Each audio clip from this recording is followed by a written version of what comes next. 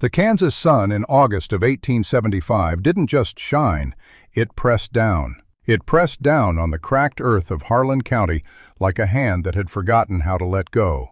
The creek behind Samuel Briggs's south pasture had dried up by the end of June, leaving behind a long white scar of alkali dust and the bones of 2 calves he hadn't found in time. His corn came up short, his well was dropping, and every morning he stood on his porch before dawn and watched the sky like it owed him something, waiting for clouds that never came.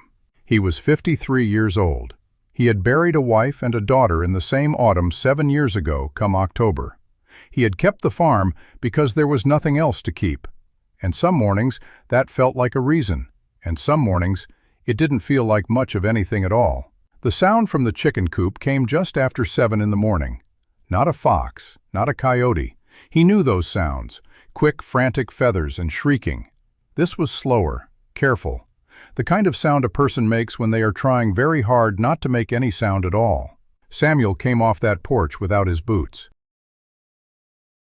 He grabbed the Winchester from beside the door out of habit, not thought, and moved through the dry grass toward the coop with the particular quiet of a man who had spent years learning to move like that. He came around the east side of the structure and stopped.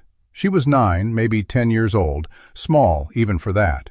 She had her back to him, crouched in the corner of the coop where the 2 remaining laying hens kept their nests. Her dress, if you could call it that, was more whole than cloth, gray and stiff with old dirt, one strap torn so that it hung loose from her shoulder.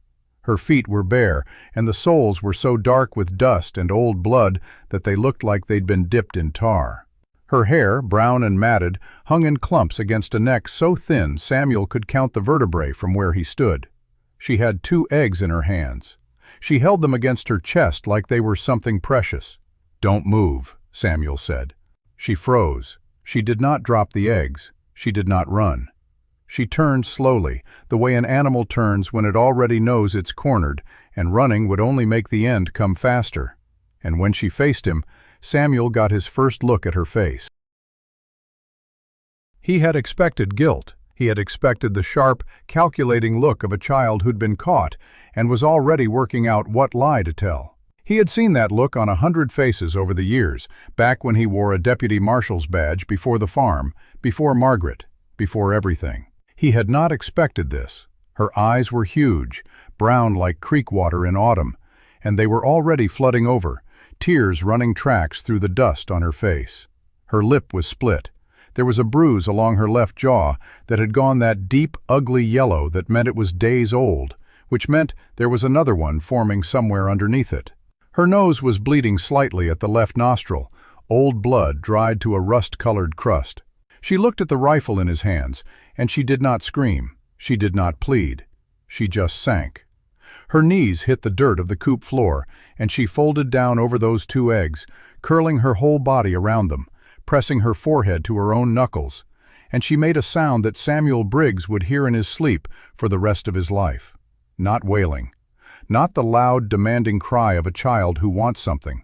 Something quieter than that. Something that had already given up on being heard.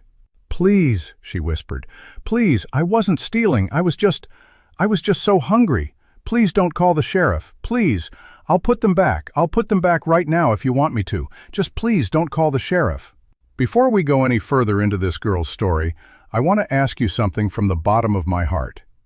If you believe a child should never be thrown away, if you believe that every soul deserves a second chance and a warm meal and a safe place to lay their head, then hit that subscribe button right now. And when you're done, leave a comment and tell me what city you're watching from tonight. I want to see how far this voice reaches across the frontier. Now let's go back to that chicken coop in Kansas, where a broken old farmer was about to discover that the hardest thing he'd ever do wasn't pulling a trigger, it was opening his heart. Samuel stood there for a long moment. The rifle came down. He didn't decide to lower it so much as his arm simply stopped holding it up. "How long?" he said. His voice came out rougher than he intended. "How long since you ate anything?" She lifted her head and looked at him like the question itself was a trap. "I don't," she swallowed. "I had some berries. 3 days ago, I think. Maybe 4. 3 or 4 days?" "Yes, sir." "And before the berries?" Her chin trembled. She looked back down at the eggs. "Before the berries I had some bread. It wasn't good bread, but I ate it." Samuel looked at her for another long moment. He looked at her feet. He looked at the bruise. He looked at the eggs pressed against her chest like the most important things she owned in the world, which he understood suddenly they were. "I won't call the sheriff," he said. She looked up so fast it seemed to hurt her neck. "You?" "I said I won't call the sheriff." He set the Winchester against the outside wall of the coop and crouched down to her level, which put a great deal of protest into his knees, but he ignored that. "What's your name, girl?" A long pause. The calculating look came again. Finally she was deciding how much truth to spend. "Lucy," she said at last. "Lucy May Carter." "Where are you from, Lucy May Carter?" Another pause. "East. East is a big place. You got family somewhere?" Something moved across her face. It wasn't grief exactly. It was what comes after grief has been lived in so long it stops feeling like anything at all. "No, sir," she said. "Not anymore." Samuel nodded slowly. He reached out slowly, the way you move around a spooked horse, and held out his hand, palm up. "Give me the eggs," he said. Her grip on them tightened reflexively. Her whole body tensed. "I'm not taking them from you," he said. "I'm going to cook them in the house, on the stove, and you're going to come inside and sit down and eat them yourself, both of them. Can you do that?" She stared at his hand for a very long time. Then she placed both eggs, one at a time, into his palm. He made eggs and cornbread and a cup of coffee that he cut heavily with milk and a spoonful of sugar because she looked like the real thing might do her more harm than good. He put everything on the kitchen table and stood back and watched her eat. And that was one of the hardest things he had done in recent memory. She ate like someone expected to be stopped. Fast, head down, one arm curved around the plate in a posture so practiced it had become instinct. The posture of someone who had learned thoroughly that food on a table was not guaranteed to stay on a table. She ate everything. She ate the crumbs. She tipped the plate slightly and ate those too. And then she stopped herself and looked up at him with a flash of something raw in her eyes. Shame, he thought, and that made his jaw go tight. "Don't you do that," he said. She blinked. "Sir? Don't you look ashamed of being hungry. That's not something you did." He pulled out the chair across from her and sat down. "Now, you want to tell me the real answer to where you came from?" She set the plate down carefully. She folded her hands in her lap the way a child does when they've been made to sit in church. "My mama and daddy died on the Cimarron Trail 2 years back," she said. "Raid. I was the only one that—" She stopped, started again. "There was a man, Doyle Carter. He's a distant relation, I think, third cousin or something like that. He came to get me after because there wasn't anybody else. He said I was his legal responsibility." A long pause on that word. "Legal." She said it the way you'd say the name of something that bit you. "He had a farm over past Millard Creek." "I know that land," Samuel said. "Used to belong to the Hendersons." "He bought it, or said he did." She looked at her folded hands. He wasn't a kind man, Mr. Briggs. He had me working from before sunrise to after dark, and he didn't feed me much. Said I ate too much for what I produced. Said I was costing him more than I was worth." She said this flatly, like she was reading from a document. Like she had gone over these facts so many times they had lost their texture. "He hit me when things went wrong, even when they weren't my fault. He needed somewhere to put it, I think, and I was there." Samuel said nothing. His hands on the table were very still. "Last week he told me." She stopped again. Something shifted in her face. For the first time since she'd sat down, she looked truly afraid, not of him, but of whatever she was remembering. "He told me he'd made arrangements, that he'd found, for me, that I'd be leaving with some men at the end of the month." She looked up. "He didn't say where, but the way he said it, Mr. Briggs, the way he said it made me think." "You ran," Samuel said. "I ran," she agreed. "In the middle of the night. I took nothing.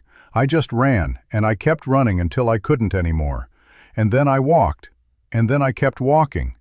And I don't know how many miles it was, but I ended up here, and I was so hungry. I couldn't think straight, and I saw your coop, and I—" Her voice cracked for the first time. "I'm sorry. I know it was wrong. I know stealing is wrong. I know it." "You already said that," Samuel said, "and I already told you what I think about it." She looked at him, uncertain. "A child stealing food isn't the problem," he said. "The world that made her need to is." He pushed back his chair and stood up. "You can sleep in the barn tonight. I'll get you a blanket. Tomorrow we'll see about getting those feet looked at." She stood up so fast her chair scraped back. "I don't want to be any trouble, Mr. Briggs. I can work. I'm a good worker. I can mend fence and feed chickens and pull weeds and—" "I didn't ask you to work," he said. He looked at her steadily. "I asked you to sleep." She stood there with her mouth slightly open, and he could see her trying to process that. Trying to find the angle, trying to understand what he wanted in exchange, because in her experience, everything had an exchange. Every kindness was a ledger entry. Every meal, a debt accumulating interest. "I don't understand," she said finally. And she said it so honestly, it almost knocked the breath out of him. "I know you don't," Samuel said, "but you will." He moved to the door and held it open. "Come on, I'll show you where the blankets are." She didn't sleep the first night. Samuel knew because he didn't sleep either, and the barn was close enough to the house that he could hear her moving around in the hay. Not restless, not a child shifting in discomfort. Deliberate movement. She was checking exits, testing the walls, listening for footsteps outside, resettling herself in corners where she'd have a wall at her back. He recognized it. He'd done the same thing himself years ago, in the weeks after Margaret and Rose died, when grief had rewired something fundamental, and the body forgot how to be still in the dark. He lay on his back and stared at the ceiling, and thought about Doyle Carter. He knew the name. Not personally, but the way you know most names in a county where the same faces rotated through the same town for decades. Carter had come to Harlan County about 3 years back, bought the Henderson place for what people said was too little money in a sale that happened too fast. He kept to himself mostly, which some people took for quietness, and other people took for something else. He came into Harlan proper once a month to collect mail and buy supplies. Samuel had seen him twice. A thick man, middle-aged, with the kind of blankness in his eyes that wasn't peace, but absence. Like something that should have been there had been removed a long time ago, and nobody had bothered to fill the space. He thought about what Lucy had said. Men coming at the end of the month, arrangements made. He thought about a 9-year-old girl running in the middle of the night with nothing but the rags on her back. He pressed the thought down flat and went back to the ceiling and waited for morning. She was up before him. He found her in the yard, moving around the chicken coop with a quiet efficiency that surprised him. She'd already opened the hatch, checked the water, scattered scratch from the bin he kept by the door. She had one of the hens in her arms, holding it against her side in a way the animal actually seemed to tolerate. "You've kept chickens before," Samuel said. She turned. She hadn't heard him come up, and for just a half-second before she caught herself, everything in her went rigid. Shoulders, jaw, the arm holding the hen. And then she breathed and came back down. "At Doyle's," she said. "That was mostly my job." "You know what you're doing?" "Yes, sir." She set the hen down carefully. "I hope it's all right. I woke up early and I didn't know what else to do, and I thought—" "It's more than all right," he said. He looked at the coop and then back at her. "You eat breakfast, you help me with chores, and then we're going into town." Her face changed immediately. "Town? Dr. Pullman needs to look at those feet." "I don't, Mr. Briggs. I don't want to go into town." "I know. If Doyle's looking for me, is he the kind of man that moves fast?" She thought about it. "No," she said slowly. "He'd think I'd come back on my own before he spent energy looking. Then we go to town. We see the doctor. We come back quick as we can." "What do you tell people about me?" Samuel looked at her. "I tell them the truth, that you're staying with me for a while, and if they ask why, then that's none of their business, and I'll tell them so."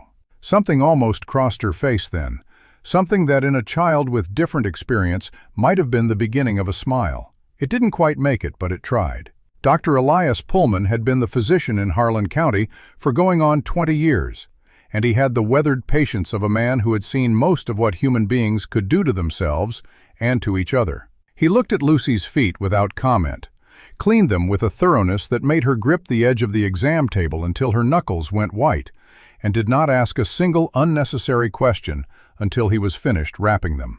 Then he looked up. "These cuts are at least a week old," he said. "Some of them are infected. She's been walking on them that whole time." "Yes," Samuel said. Pullman looked at him, then at Lucy. "You want to tell me where you came from, young lady?" "She's staying with me," Samuel said. "That's what I want to tell you." Pullman held his gaze for a long moment. He was one of perhaps 4 men in Harlan County whose opinion Samuel actually respected, and the respect went both ways, which meant Pullman understood when a man was telling him something by telling him something else. "She needs to eat regularly," Pullman said finally. "Real food, not just quantity, quality. She's malnourished. I'd like to see her back in 2 weeks." He looked at Lucy directly. "How old are you?" 10, she said. "I think, maybe 11. "You think?" "Doyle didn't," she stopped. "I don't know my exact birthday." Pullman looked at Samuel again, and this time there was something flat and hard in his eyes that Samuel recognized as anger being professionally managed. 2 weeks, he said again. 2 weeks, Samuel agreed. The trouble started before they'd made it back to the wagon. He was helping Lucy up onto the seat, her wrapped feet made climbing difficult, when he heard his name called from the direction of the general store. He turned. Harlan County's deputy sheriff, a young man named Cord Marsh, who had the particular combination of ambition and inexperience that Samuel had always found dangerous in law enforcement, was coming across the street with his thumbs hooked in his belt and an expression of careful curiosity on his face. "Samuel," he said, nodding. His eyes went to Lucy, sitting up on the wagon seat with her hands in her lap, watching him the way a rabbit watches a dog, very still, calculating distance. "Who's this?" "A girl," Samuel said. Cord's mouth twitched. "I can see that. She local?" "She's with me." "Briggs." Cord dropped his voice slightly, though not enough that Lucy couldn't hear, and Samuel noted that without pleasure. "There's a man came into the sheriff's office this morning, name of Carter, Doyle Carter, over on the Henderson place. Says he's looking for a girl, runaway. Says she's—" he glanced at Lucy again. "Says she's not right in the head. Says she needs to come home before she hurts herself." Lucy made no sound, but her hands on her lap went very tight. "Is that so?" Samuel said. "He says she's his legal ward. Has paperwork." "Paperwork can say a lot of things." Cord shifted his weight. "Samuel, I'm just telling you what the man said, and I'm just telling you what I see." Samuel looked at Cord steadily. "I see a child who came to me hungry. I see a child with bruises on her face and feet that have been infected for a week from walking miles in the dark. I see a child who ran somewhere in the middle of the night, and the man who says he's responsible for her is calling her unstable instead of asking if she's all right." He let that sit for a moment. "Does that sound like a man worried about a child to you, Cord? Or does it sound like a man worried about property?" Cord opened his mouth, closed it. "You tell Carter that if he wants to discuss this matter, he can discuss it with me directly," Samuel said. He climbed up onto the wagon seat and picked up the reins. "And you can tell him I've got a very long memory and very little patience." He clicked the horses forward. They rode in silence for the first mile. Lucy sat beside him with her hands still tight in her lap, staring at the road ahead. "He's going to come," she said finally. "Most likely. He doesn't give up on things he thinks are his." "Neither do I," Samuel said. "On things I think need protecting." Another long silence. The road ran straight through dry grass and heat shimmer, the wagon wheels raising thin veils of dust. "Why are you doing this?" Lucy asked. She wasn't looking at him. She was still watching the road with that careful, measuring attention she gave to everything, like each new thing was being evaluated for how quickly it might become dangerous. "You don't know me. I stole from you. You could have called the sheriff this morning and been done with the whole business." Samuel thought about his daughter. He thought about Rose at 9 years old, the year before she died, running through the yard after a chicken with her arms spread wide and her head thrown back, laughing so hard she could barely breathe. He thought about the way the farm had gone quiet when she was gone, not the ordinary quiet of an empty house, but a specific silence, like a sound you'd been living with so long you didn't hear it until it stopped. He thought about 2 eggs pressed to a small chest like they were holy. "You remind me of someone," he said. That's all. It wasn't all, but it was enough for now. Lucy looked at him for a long moment. Then she looked back at the road. "Mr. Briggs," she said quietly. "Samuel." A pause. She tried the word out like it might break. "What happens if he comes with the sheriff?" "Then we make sure the truth gets louder than his paperwork," Samuel said. "One way or another." She didn't say anything else after that. But somewhere in the set of her shoulders, not quite a loosening, not quite ease, but something smaller than that, more cautious, something shifted, just barely, just enough. The wagon rolled on through the heat, trailing its thin ghost of dust, carrying a broken old farmer and the starving girl, back toward a farm that had been silent for 7 years. Back toward a chicken coop where the whole story had started that morning, with 2 eggs and a child's whispered prayer. And Doyle Carter's name hung in the hot Kansas air behind them like smoke. The dust from the wagon wheels settled slowly behind them as they crested the last rise before the farm, and Samuel could feel the weight of what he had just set in motion pressing against the back of his skull like a headache that hadn't arrived yet, but was certainly on its way. Beside him, Lucy sat with her wrapped feet propped on the edge of the wagon bed and her eyes fixed on the road ahead, watching the farm materialize out of the August haze like a ship emerging from fog. When they pulled into the yard, Samuel saw that something was different. The kitchen door, which he had closed and latched before they left, stood open by about 3 inches. Not wide enough to be obvious from a distance, but enough for a man who had spent years reading the small signs of intrusion. He set the brake and reached for the Winchester without a word, and Lucy saw the motion and went still beside him, reading his body the way she read everything. "Stay in the wagon," he said quietly. He stepped down and moved toward the house in a wide arc that kept him away from the door and the windows, approaching from the side where he could see through the kitchen window at an angle. He stopped at the corner and looked. The kitchen was empty. The table was as he had left it, but on the floor just inside the door there was a boot print in the dust. Not his, too small for a man, too large for Lucy. A woman's print, perhaps, or a large boy's. He stood there for a long moment, then went to the door and pushed it open fully. The house was silent. Nothing had been taken, nothing disturbed. But on the kitchen table, in the center where he couldn't miss it, there was a single sheet of paper folded once and weighted down with a salt shaker. He picked it up and opened it. The handwriting was careful, almost elegant, the script of someone who had been taught penmanship as a child and never lost the habit. It said, "Heard you took in a stray. I had a dog like that once, had to put it down when it started causing trouble. You be careful with strays, Briggs. They don't always know who they belong to." There was no signature. Samuel read it twice, then folded it and put it in his pocket. He went to the door and called out to Lucy that it was safe, and she came in slowly, her eyes moving around the room the way they always did, cataloging, reading the air for what had changed. "Someone was here," she said. It wasn't a question. "Yes." "Who?" "I don't know yet." He didn't show her the note, not because he wanted to keep it from her, but because he needed a moment to let it settle before he decided how much of its weight she needed to carry. "But I reckon we'll find out soon enough." She looked at him with those steady brown eyes, and he could see her deciding not to press. She had learned when to ask and when to wait, and she knew the difference. She turned and went to the stove to start the fire for supper, and Samuel stood at the window watching the road and thinking about the handwriting and what it meant that someone in Harlan County had already taken sides without waiting to hear the evidence. The next morning, Samuel made a decision.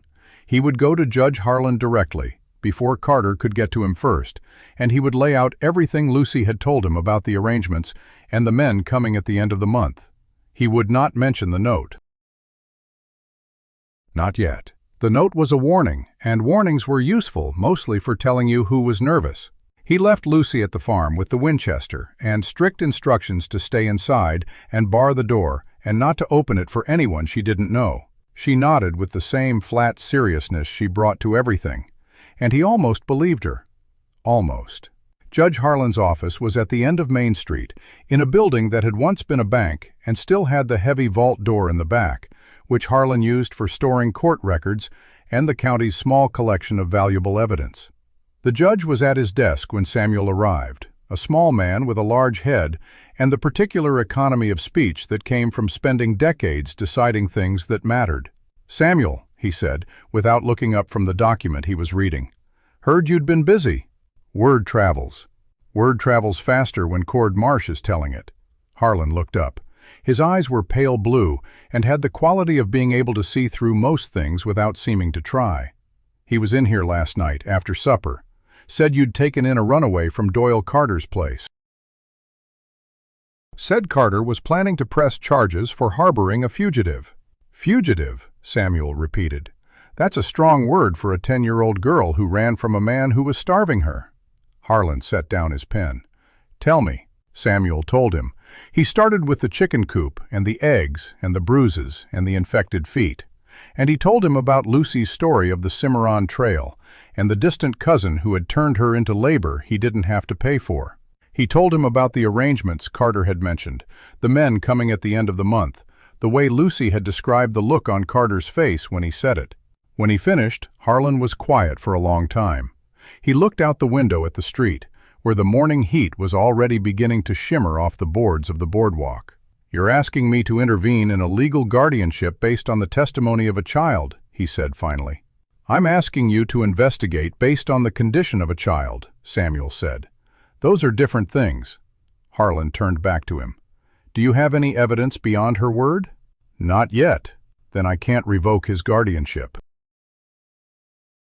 But I can issue a temporary protective order pending investigation. That would keep the girl in your custody for 30 days while I look into the matter." He paused. "It would also put Carter on notice that he's being watched." "That's a start." "It's a start. But Samuel, if Carter has connections, if there's something larger going on here, a piece of paper from my office won't stop men who don't respect paper." "I know." "Do you?" Samuel met his eyes. "I know." Harlan studied him for a moment, then reached for a blank form. "I'll have the order drafted by noon. You'll need to come back and sign it. And Samuel," he looked up, "keep that child close. If what you're suggesting is true, there are people who will want to make sure she doesn't talk to anyone else." Samuel left the judge's office with the promise of the protective order in his pocket and a new layer of concern settling over the old ones. He stopped at the general store for supplies and was halfway through his list when Agnes Pullman appeared at his elbow with the particular silence of a woman who had learned to move without announcement. "Samuel," she said quietly. "Walk with me." He followed her out to the boardwalk, where she stopped and faced him with her arms folded and her expression set in the lines of a woman who had already decided what she thought about a situation and was simply waiting for confirmation. "Elias told me about the girl," she said. "He also told me about what Cord Marsh was saying at the saloon last night, loud enough for everyone to hear." "What was he saying?" "That you'd taken in a child who was clearly disturbed, that Carter had warned him she was prone to violence and delusions, and that you were setting yourself up for a tragedy by keeping her." Samuel said nothing. He had expected something like this. Cord Marsh was the kind of man who shaped his version of events to fit the outcome he wanted, and he had the law behind him, or at least the badge. "Marsh is a liar," Samuel said. "Of course he is, but he's a liar with a badge and a platform, and enough people in this town are either afraid of him or in debt to him that his version of events has traction." Agnes looked at him sharply. "What are you going to do?" "Protect the girl." "That's not a plan, Samuel." "That's a sentiment." "It's a start." She studied him with the same sharpness she brought to everything. "You're going to need allies. Elias and I are with you. Reverend Alderman might be, if you push him. But Marsh has been building connections in this town for 3 years while you've been sitting on that farm trying to outrun your grief. You're outnumbered." "I know." "Then act like it." She reached into her pocket and pulled out a folded piece of paper. "There's a circuit marshal out of Wichita who's been working on a case involving missing children in the eastern counties. I wrote his name down. If you can get evidence of what Carter is doing, real evidence, not just testimony, that marshal will move faster than any local judge." Samuel took the paper. He looked at the name written in Agnes's careful hand, Marshal Ira Pollard. "Thank you, Agnes." "Don't thank me. Just don't let that child be taken back to that house." She held his gaze for a moment longer, then turned and walked away. Samuel stood on the boardwalk with the paper in his hand and felt the shape of the situation reorganizing itself in his mind. He had a protective order coming. He had a name from Agnes. And he had a time limit, the end of the month, when Carter's arrangements were supposed to be finalized. He drove back to the farm with a new urgency pressing at his heels. Lucy was not in the house when he arrived. The kitchen door was barred from the inside, which meant she had followed his instructions. But she was nowhere to be seen. He called her name and got no answer, and the first flicker of real fear touched his chest. He found her in the barn, sitting in the stall with the hen she had treated for the sore foot, talking to it in a low voice. She looked up when he came in, and there was something in her expression that he had not seen before. Not fear, not wariness, something closer to relief. "You came back," she said. "I said I would." "I know." She looked down at the hen. "But people say things." He sat down on a bale across from her, and they stayed there in the barn for a while without talking, the late afternoon light slanting through the cracks in the boards, the hen making small, contented sounds in Lucy's lap. It was not quite comfortable, but it was something. It was a room they were learning to share. "The judge is going to issue a protective order," he said. "It means you stay here legally for 30 days while they investigate." 30 days, she repeated. "And then what?" "Then we have evidence." She looked at him sharply. "What kind of evidence?" "He kept a ledger," she said slowly, "under the floorboards in his bedroom. Names, dates, amounts. Everyone who passed through his house, where they went, how much he was paid." She paused. "I saw it once, when he thought I was asleep. I couldn't read the details from where I was, but I saw what it was." Samuel went very still. "Where exactly is this ledger?" "Under the northeast corner of his bedroom. 3 boards from the wall, 2 from the window. The boards aren't nailed down. You just lift them." "You've timed it?" "I planned to run a long time before I actually ran," she said. "I needed to know where everything was."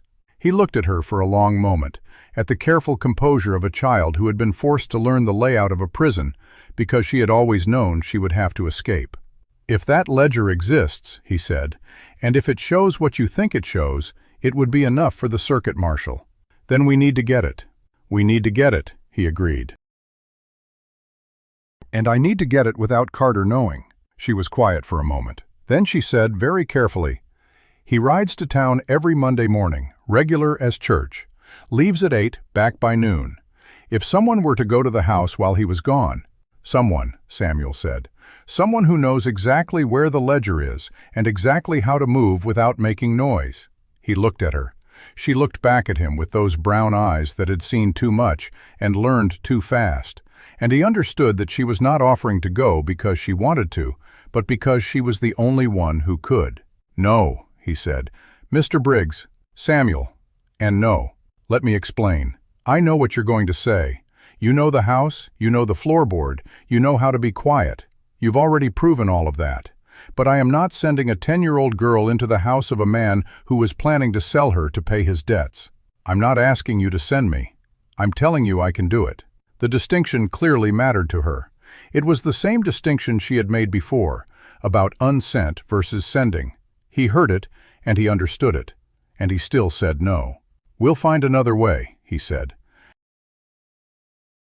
"Together." She looked at him for a long moment. Then she nodded, not in agreement, but in the way of someone who has learned when to stop pushing and wait for a better angle. That night, Samuel sat on the porch after Lucy had gone to sleep in the barn, and he turned over the problem in his mind like a stone he was trying to find the weak point in. The ledger was the key. If they could get it, they could bring in the marshal from Wichita, break open the whole operation, and make sure Carter never touched another child. But getting it meant going into Carter's house. And going into Carter's house meant either going alone while Carter was gone, a risk, because he didn't know the layout, or going with Lucy, who did, or sending Lucy alone, which he would not do. He was still turning it over when he heard a sound from the direction of the road. Not a horse, not a wagon. Footsteps, careful and deliberate, coming down the dry dirt track toward the farm. He rose from the porch and moved to the corner of the house, where he could see the approach without being seen. The figure that emerged from the darkness was small, A boy, moving with the particular awkwardness of someone who was trying to be stealthy and not entirely succeeding. "Mr. Briggs?" The voice was young, uncertain. "It's Tommy Geiger." Samuel stepped out from the corner. "Tommy, what are you doing out here this time of night?" The boy stopped a few feet from the porch. He was about 12, red-headed, freckled, with a shirt that had a missing button and boots that had seen better days. He looked nervous. "I heard about the girl," Tommy said. "Everybody's heard. My ma said you took in a stray, and Cord Marsh was saying she's crazy, and my ma said Marsh talks too much for someone who doesn't know what he's talking about." He paused. "I figured maybe she could use a friend." Samuel studied the boy. The Geigers were good people, hard-working, honest. Tommy was the youngest of three and had the reputation of being the one who asked too many questions and made friends too easily. "She's sleeping right now," Samuel said. "But you can come by tomorrow if you want. She's usually up with the chickens." Tommy nodded, clearly relieved. "Yes, sir, I'll do that." He turned to go, then stopped. "Mr. Briggs? There's a man watching your property from the East Road. I saw him when I was coming. He's just standing there, leaning against a tree. I couldn't see his face, but he wasn't moving, just watching." Samuel's jaw tightened. "Thank you, Tommy. You get on home now and stay on the road." "Yes, sir." The boy disappeared back into the darkness, and Samuel stood at the corner of the porch, looking east toward the road where Tommy had said the man was standing. He couldn't see anything from this distance, but he knew without needing to see that the man was there, and that he was there because of Lucy. He went inside and checked the locks. He checked the Winchester. He stood at the front window for an hour watching the road before he finally went to bed. The next morning, Lucy was in the yard when Tommy Geiger appeared at the fence, just as he had promised. Samuel watched from the porch as Tommy approached with the cautious enthusiasm of a boy meeting someone new, and Lucy watched him back with the careful assessment of someone who had learned that strangers were usually problems. "Hi," Tommy said. "I'm Tommy." "I know," Lucy said. "You were here last night." "Oh. Right." He scuffed his boot in the dirt. "I figured maybe you wanted to see the creek. It's mostly dried up, but there's still crawdads in the deep part if you know where to look." Lucy looked at the creek, then at Tommy, then at Samuel on the porch. Samuel nodded. She went with him. Samuel watched them go, Tommy talking at full speed about something that involved a snake and a bucket, and Lucy walking beside him with her hands in her pockets and her head cocked slightly, listening, not quite trusting, but willing to see. They were gone for about an hour. When they came back, Lucy was carrying a crawdad in a tin can that Tommy had somehow produced from his pocket, and she was almost smiling. Not quite, but the corners of her mouth were turned in a direction Samuel hadn't seen before.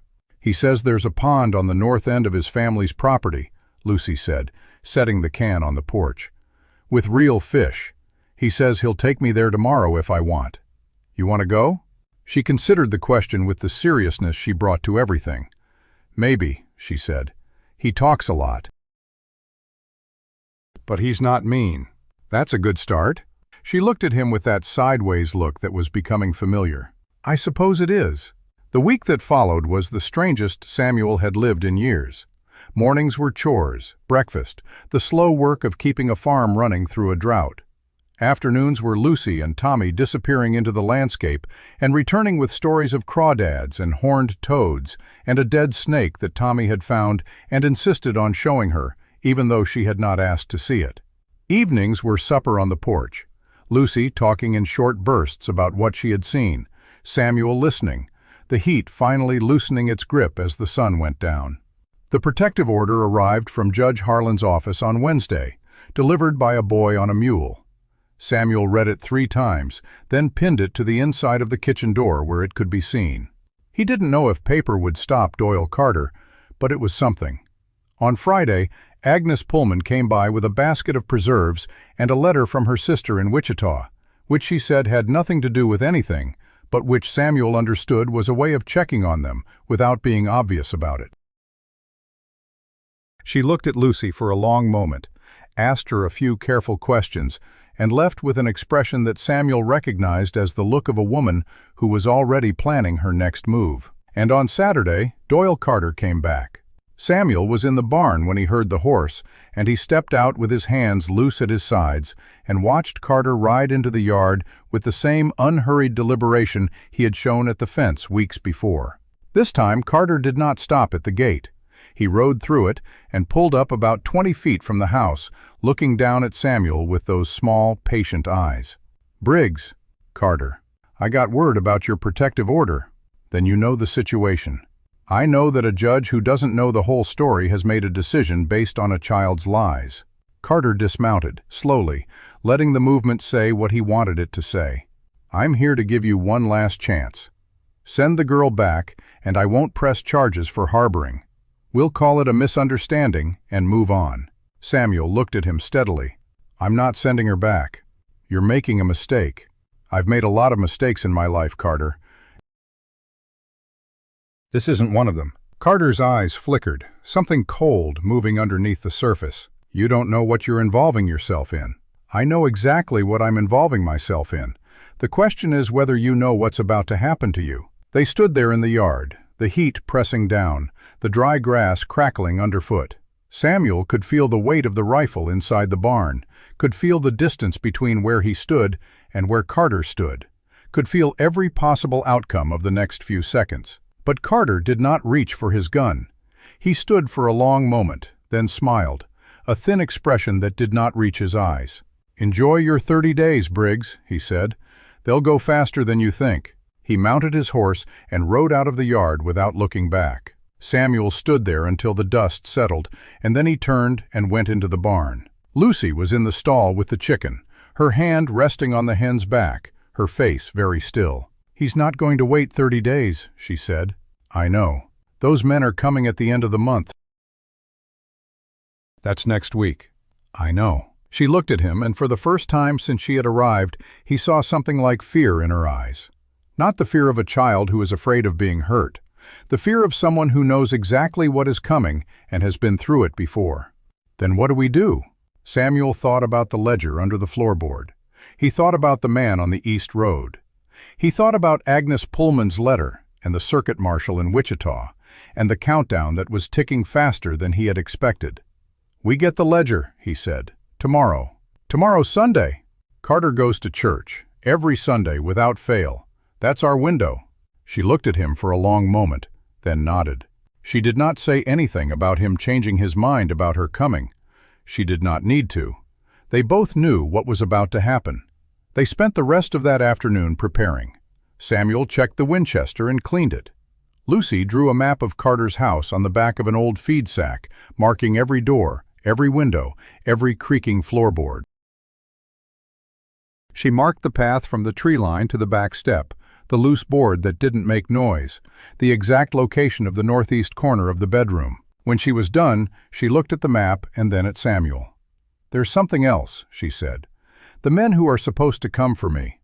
Doyle said they were coming from the east, from Harker's operation." She paused. "I've been thinking about that name. Harker. I heard it before, back when Mama and Daddy were alive. He was a freight operator, shipped goods across the territory. But after I got to Doyle's, I heard about him in a different way. People said he had a depot 40 miles east, and that not everything that went through that depot was freight." Samuel went very still. "You heard people say that?" "Men who came to Doyle's house. They talked when they thought I wasn't listening." He looked at the map in her hands, at the careful lines she had drawn, at the evidence of a mind that had been cataloging threats and exits for years because no one else had done it for her. "You've been carrying all of this," he said. She looked up. "Someone had to." He reached out and put his hand on her shoulder, the first time he had touched her with intent, not just to steady or guide. She did not flinch. "We're going to get that ledger," he said, "and then we're going to make sure that everyone who knows that name Harker has to answer for it." She looked at him, and something in her eyes shifted. Not quite trust, not yet, but something moving toward it. "Okay," she said. That night Samuel lay awake and stared at the ceiling and thought about the plan. He thought about Carter's smile, about the man on the East Road, about the ledger that held 23 names that someone had tried to make invisible.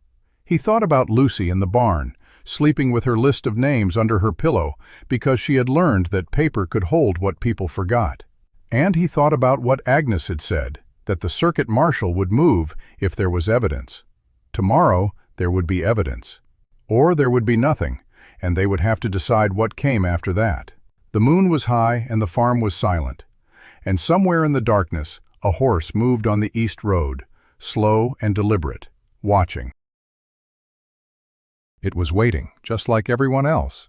The morning came gray and still, the kind of Sunday that seemed to hold its breath before the heat took over. Samuel was up before the first light touched the windows, and he found Lucy already waiting on the porch, sitting on the edge with her hands clasped tight in her lap and her eyes fixed on the road east.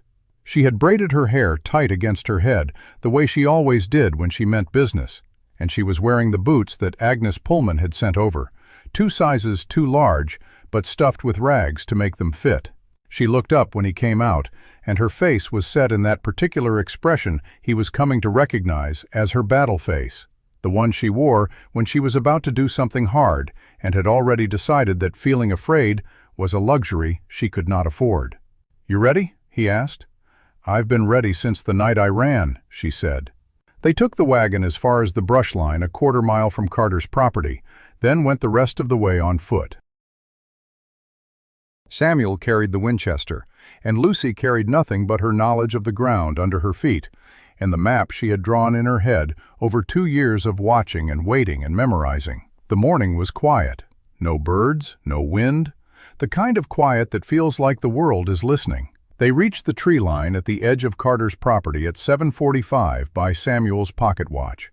The house sat still and silent, no smoke from the chimney, no movement at the windows. Carter's horse was in the corral, which meant he had not yet left for church. They settled into the brush and waited. At 8:02 the front door opened and Doyle Carter stepped out. He was wearing his Sunday coat, the one he saved for town, and he moved with the same unhurried deliberation he brought to everything. He walked to the corral, saddled his horse with methodical precision, and mounted. He turned the horse toward the road and rode out without looking back. Samuel watched him until he was out of sight, then counted to 60 slowly, letting the dust settle and the silence return. "Now," he said. Lucy moved before the word was fully out of his mouth. She crossed the open ground between the tree line and the back of the house in a low, flat run that barely disturbed the dry grass. She went up the back step on the board that did not creak, and then she was inside, and Samuel could not see her anymore. The seconds stretched. He counted them, one by one, his hand resting on the Winchester, his eyes scanning the road and the windows and the tree line in a constant cycle. 1 minute, 2. The house was silent. The road was empty. The sun climbed higher and the heat began to gather. At 4 minutes and 20 seconds, Lucy came back out the back door. She was moving faster than she had gone in, her braids flying behind her, and in her hands she held a small dark ledger with a cracked leather cover. She hit the ground running and did not stop until she was inside the tree line, breathing hard, her eyes wide and bright. "I got it," she said. "It's the one. I opened it. There are names, dates, everything he said." Samuel took the ledger from her hands and opened it. The pages were filled with the same careful handwriting he had seen on the note that had been left on his kitchen table. But this was not a warning. This was a record. Column after column of names, ages, descriptions, prices, destinations. He read the first page, then the second, and felt something cold settle in his chest. 23 children, he said quietly. Over 4 years. "There's more," Lucy said. Her voice was steady, but there was something underneath it, something that sounded like the beginning of grief. "The last page. Look at the last page." He turned to the back of the ledger. There, in a separate section, was a list of names that had been marked with a symbol he did not recognize, a small cross with an extra line through it. Beside each name was a date and a number. "Those are the ones he sent to Harker's special accounts," Lucy said. "The ones that went east, to the gentleman he talked about." She paused. "My name was on that list, Mr. Briggs, before I ran." He had already written it down. Samuel looked at the page. Near the bottom, in the same careful handwriting, was her name. Lucy May Carter. Beside it was a date that had not yet passed, the end of the month, and a number that he did not want to think about. He closed the ledger. "We need to get this to the circuit marshal," he said. "Right now." She nodded, and they turned to go, but before they had taken 3 steps, Samuel heard something that stopped him cold. The sound of a horse, coming fast, from the direction of the east road. He pulled Lucy down into the brush and held her still, his hand on her shoulder, his heart pounding in a rhythm he had not felt since his marshal days. The horse came into view, not from the direction of town where Carter had gone, but from the east, from the direction of Harker's depot. The rider was a man Samuel did not recognize, thin, hard-faced, riding a lathered gray horse. He pulled up at Carter's gate, looked at the house, and then did something that turned Samuel's blood cold. He dismounted and walked to the front door and tried the handle. It was locked. He stepped back, looked at the windows, and then walked around the side of the house, checking every door and window with the methodical efficiency of someone who had done this before. He knows something, Samuel thought. He knows we're here, or he knows the ledger is missing. The man finished his circuit of the house and stood in the backyard, looking at the ground. He crouched down, picked up something, and examined it. From the distance, Samuel could not see what it was, but he could guess. A footprint. Lucy's footprint, pressed into the soft dirt by the back step where she had landed when she came out. The man stood up, looked at the tree line where Samuel and Lucy were hidden, and for a moment Samuel was certain he had been seen. But the man turned, walked back to his horse, mounted, and rode back the way he had come, at the same fast pace. Samuel did not move until the sound of the hooves had faded completely. "He knows," Lucy whispered. "He suspects," Samuel said, "and that's almost as bad." He stood up and pulled her to her feet. "We need to move. Now." They ran back to the wagon, and Samuel drove the horses harder than he had in years, pushing them through the heat and the dust, not slowing until the farm was in sight and the gate was closed behind them. He got inside, barred the door, and opened the ledger on the kitchen table. He read it cover to cover, every name, every date, every destination. When he was done, he looked at Lucy, who was sitting across from him with her hands flat on the table and her eyes steady. "This is more than Carter," he said. "This is a network. Harker is the center, but there are others. Men in positions of trust who looked the other way, or helped move the children, or filed the false paperwork. There's a man in Dodge City," Lucy said. "He filed the guardianship papers for Doyle. He filed them for other children too, I think. Doyle mentioned him once, called him a reliable man." Samuel nodded slowly. "If we can find that man's name in the ledger, if it's written down anywhere." "Look at the inside back cover," Lucy said. "There's a list of initials and amounts. I saw it when I was inside." Samuel flipped to the back. There, written in pencil, was a column of initials and numbers. Some of the initials he recognized, some he did not. One of them, near the top, was C.M. Cord Marsh. He stared at the initials for a long time, and then he closed the ledger and looked at Lucy with an expression she had not seen on his face before. It was not anger, it was something colder, something that had been waiting for a long time and had finally found its target. "I'm going to write to Marshal Pollard today," he said. "Direct. And then I'm going to find a way to get this ledger into his hands before the end of the week. Can we trust the mail?" "No." He stood up and walked to the window. "I'll take it myself. But I can't leave you here alone." She looked at him. "Tommy's mother would take me. The Geigers, they're good people." He thought about it. The Geigers were good people, hard-working, honest, far enough from Carter's reach to be safe. But it meant leaving her with strangers, even for a day, and the thought of that sat in his chest like a stone.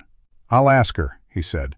"But Lucy, if anything happens while I'm gone, if anyone comes—" "I know what to do," she said.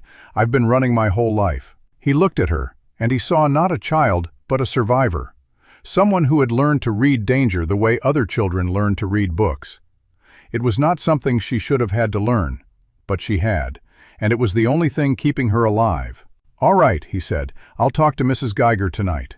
But that night, before he could go to the Geigers, a rider came to the farm. It was not Carter. It was not the man from the depot. It was Reverend Alderman, his face pale in the lantern light, his hands shaking as he handed Samuel a piece of paper. "This came for you," he said, "by special messenger.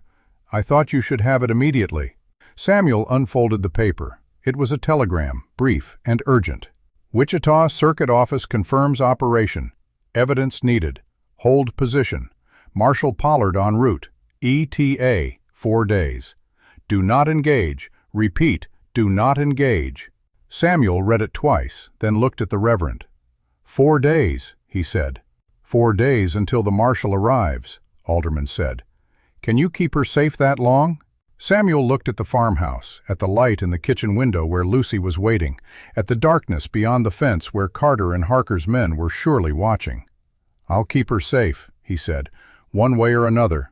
Alderman nodded and rode off into the night, and Samuel stood on the porch with the telegram in his hand, and the ledger in his coat pocket, and a countdown of 4 days echoing in his mind.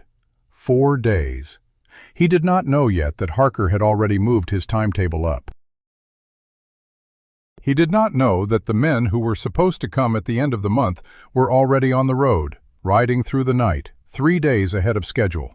But he would know soon enough. The next morning, Samuel sent word to Agnes Pullman that he needed to speak with her urgently. She arrived before noon, driving her own buggy with the kind of purposeful speed that suggested she had already heard something and was coming to confirm it.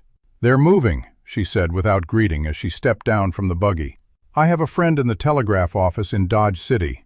She sent word this morning that Harker closed his depot yesterday. Boarded it up, dismissed his workers, disappeared. He's running." Samuel felt the ground shift under him. If Harker is running, Carter will run too, and he'll take the ledger with him. Except you already have the ledger, Agnes finished, which means Carter knows it's gone, which means he knows someone took it, and the only person who could have taken it is the girl. She's at the Geigers now.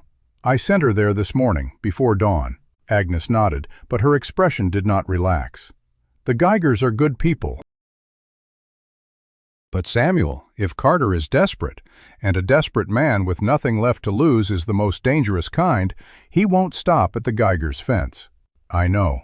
Then what is your plan? He looked at the farm, at the fields he had worked for 20 years, at the house where he had buried his wife and daughter, and then spent 7 years waiting to die in. Marshal Pollard is coming in 4 days, 3 now. If I can keep Lucy hidden until then, it's over. Where will you hide her? I know a place. An old line shack on the north edge of the county, abandoned since the drought. Nobody goes there. I can take her tonight, after dark. And the ledger? Comes with me. It's the only evidence. Agnes studied him for a long moment, then reached out and put her hand on his arm. You're a good man, Samuel Briggs.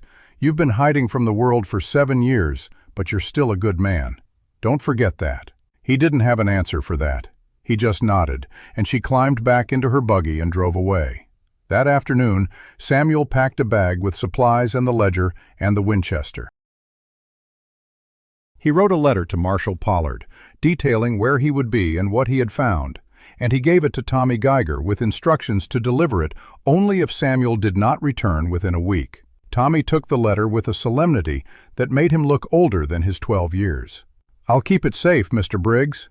I know you will. He went to the Geigers' farm at dusk to get Lucy.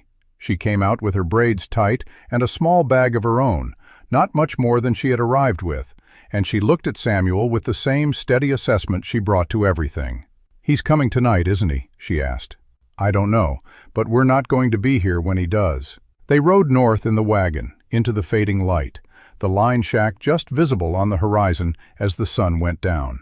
Samuel did not look back at the farm, because he knew that if he did, he would think about all the reasons this plan could fail, and he could not afford to think about that now.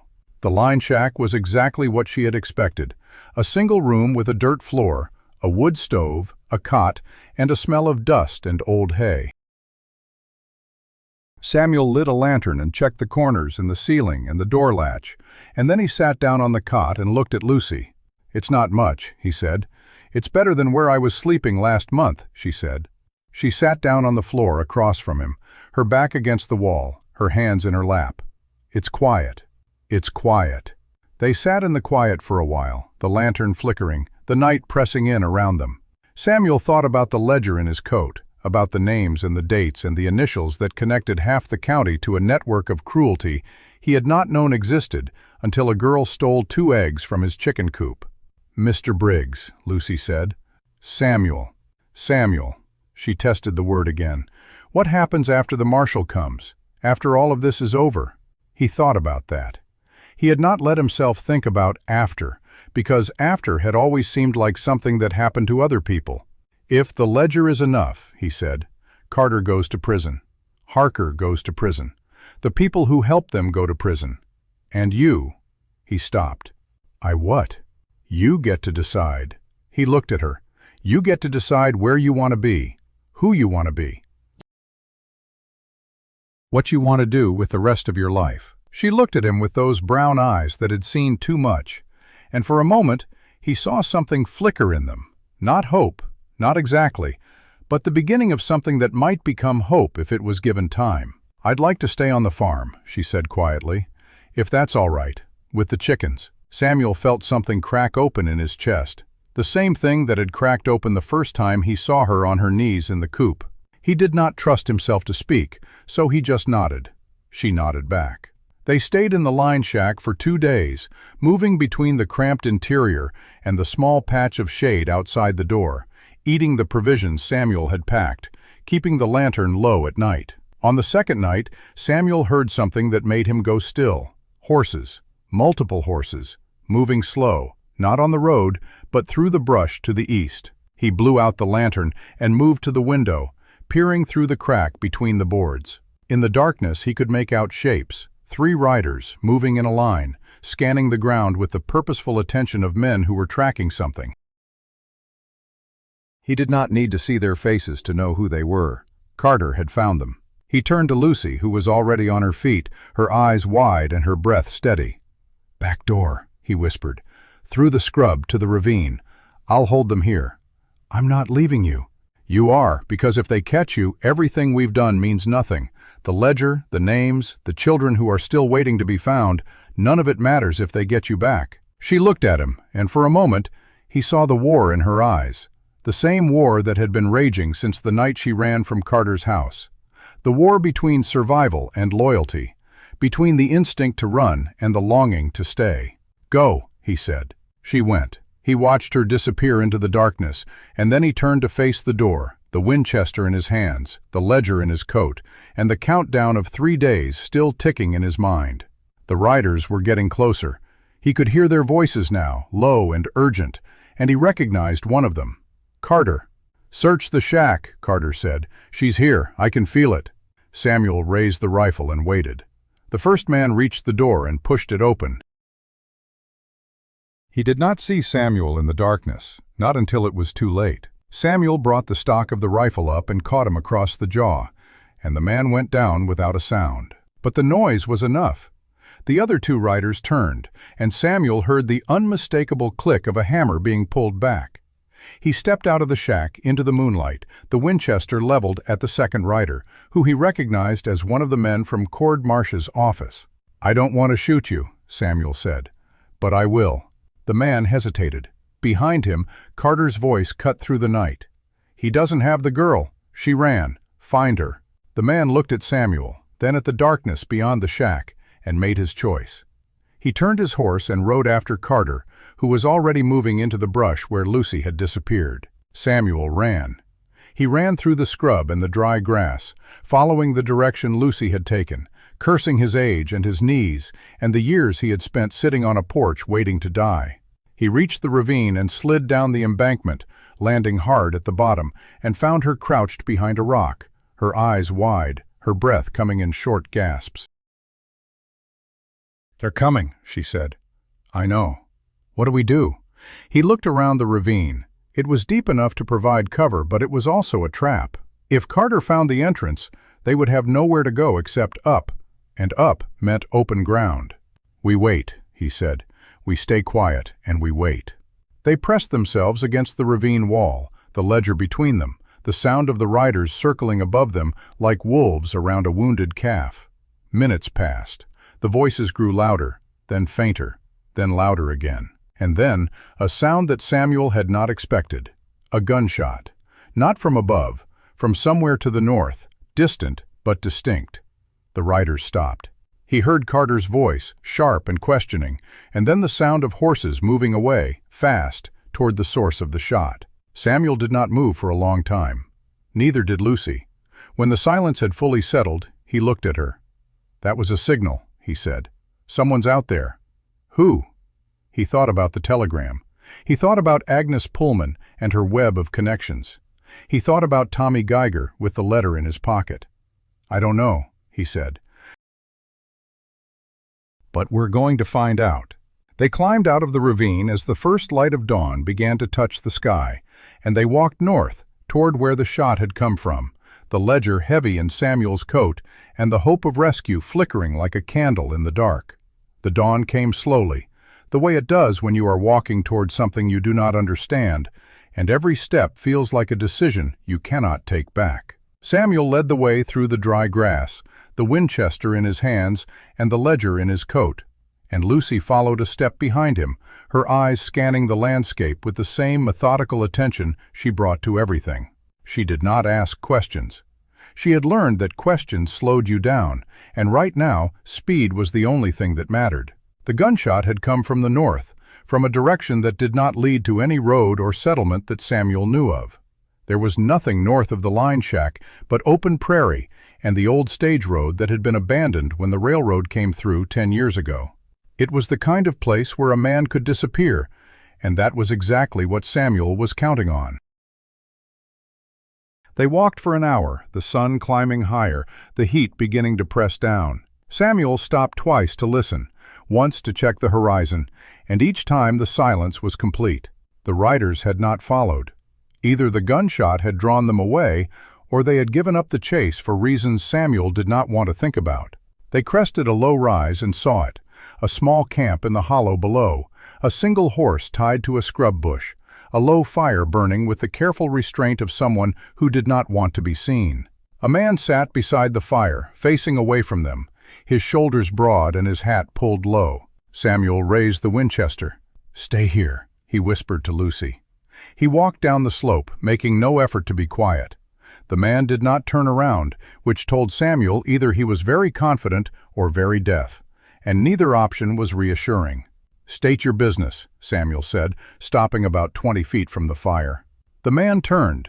He was younger than Samuel had expected, maybe 30, with a lean face and the kind of eyes that had seen too much and were still deciding how to feel about it.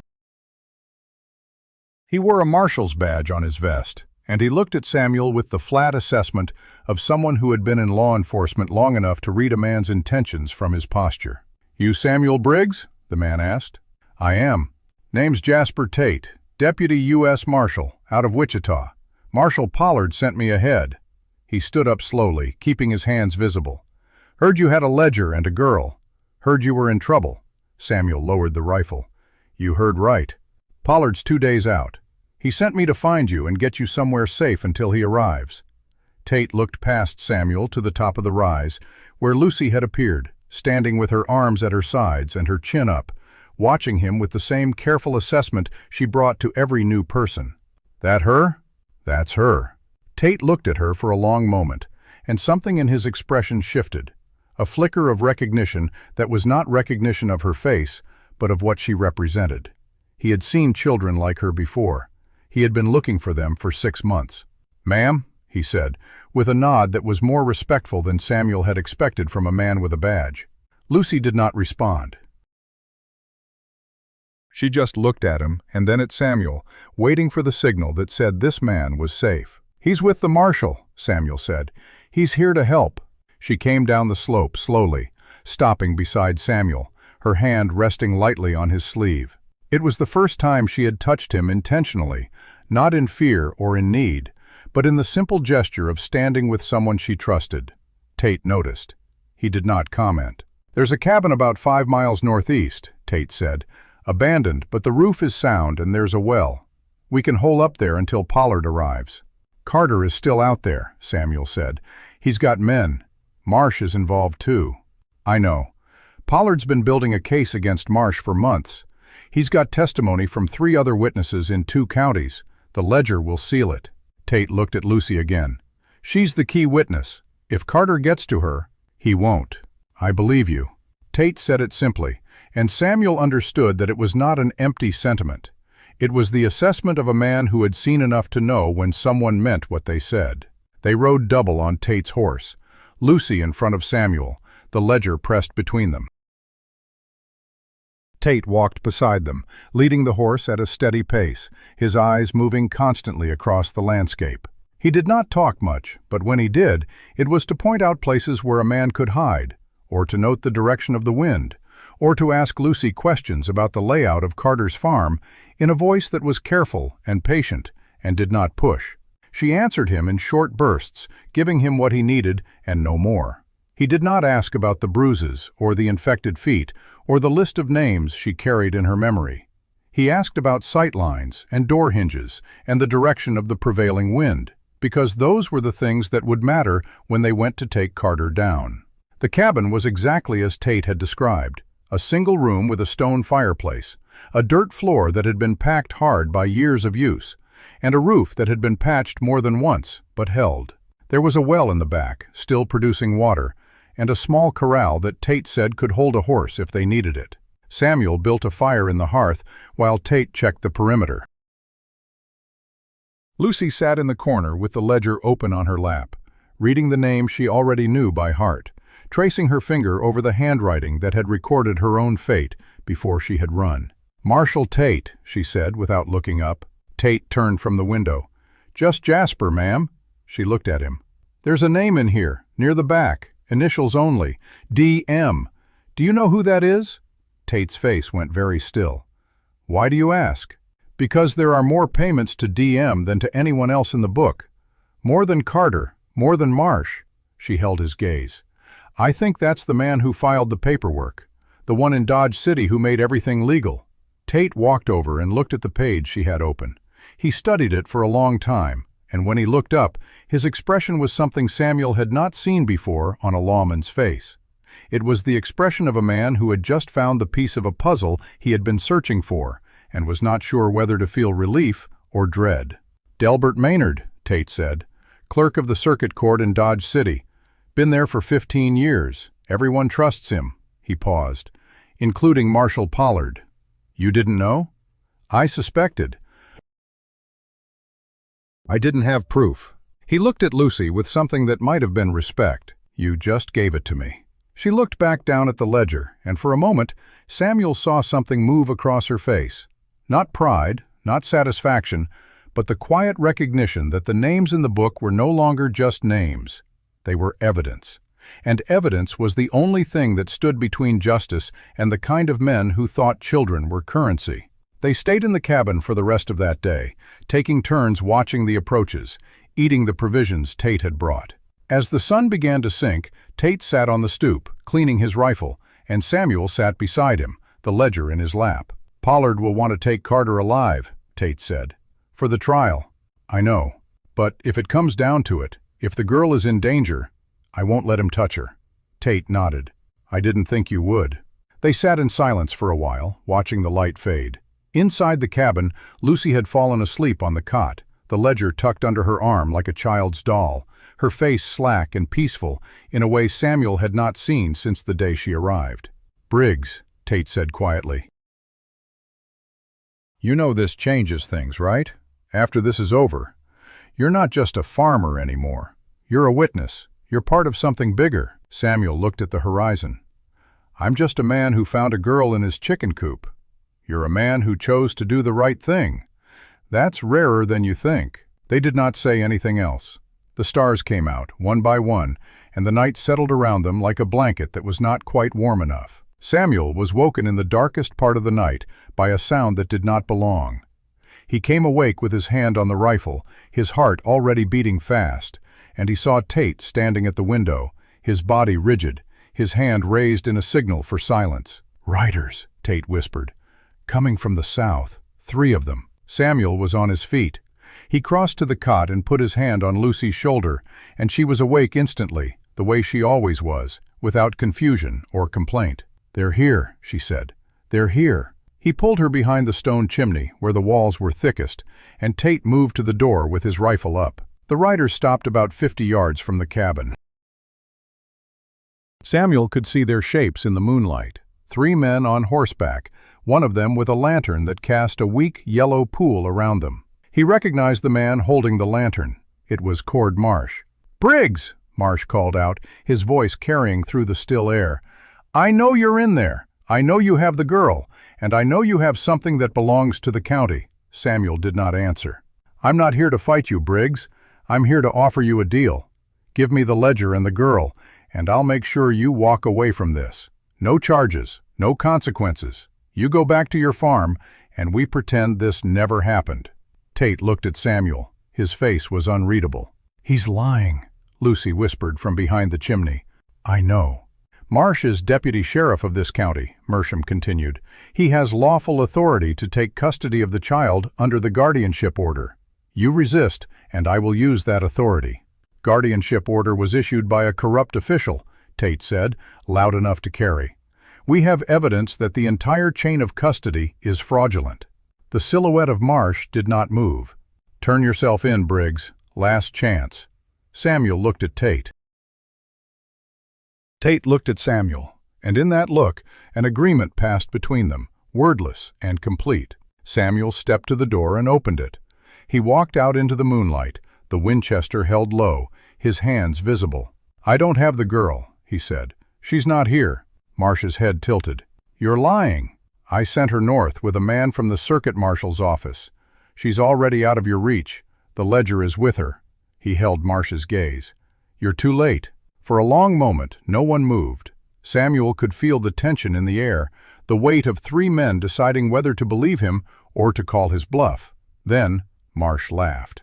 It was a short, ugly sound, like the bark of a dog. "Nice try, Briggs.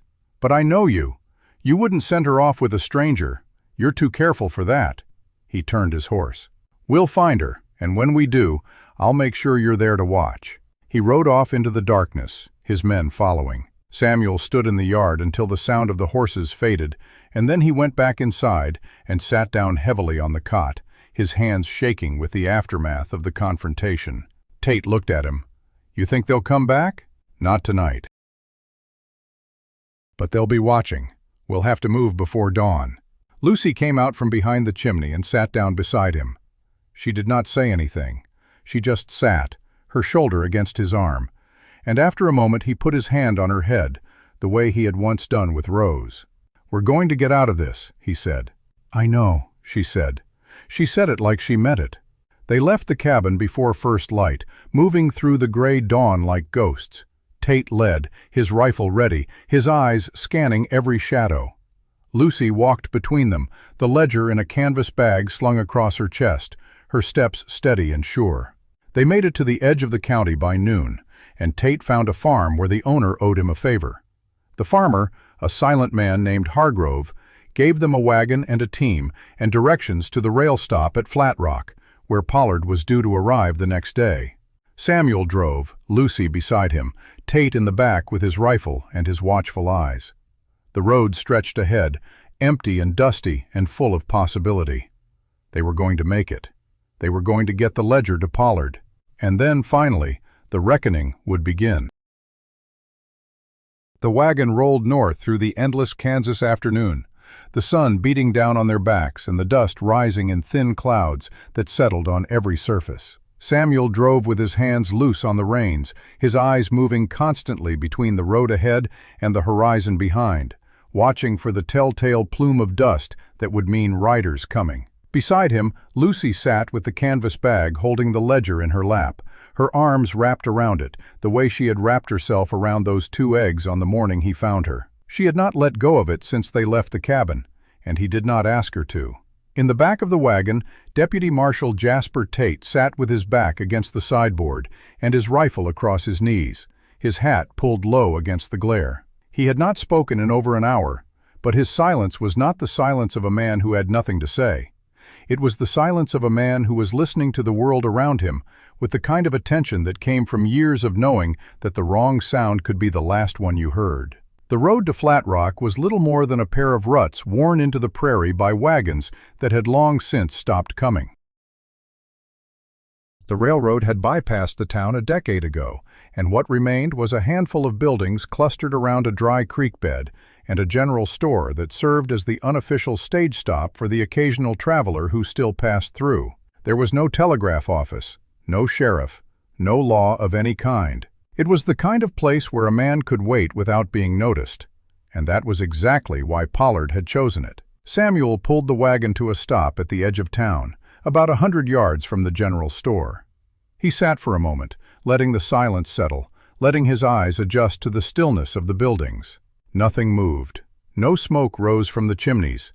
The hitching rail in front of the store was empty. "Something's wrong," he said. Tate was already on his feet, scanning the buildings with the narrowed focus of a man who had learned to trust his instincts. "The store should be open. There's a train due this afternoon. There should be people." Lucy looked at Samuel, her hands tightening on the bag. "Where is everyone?" Samuel did not answer. He handed her the reins and stepped down from the wagon, the Winchester in his hands. "Stay here. Do not move until I come back." "Samuel, stay here." He walked toward the general store, his boots silent on the dry boards of what passed for a main street. The door of the store was closed, but not locked. He pushed it open with the barrel of the rifle and stepped inside. The store was empty. The shelves had been stripped, not in the orderly way of a business closing down, but in the hurried way of someone taking what they could carry and leaving the rest. A single chair lay on its side near the counter. A sack of flour had been dropped and left to spill across the floor. On the counter, propped against the empty cash drawer, was a piece of paper. Samuel picked it up.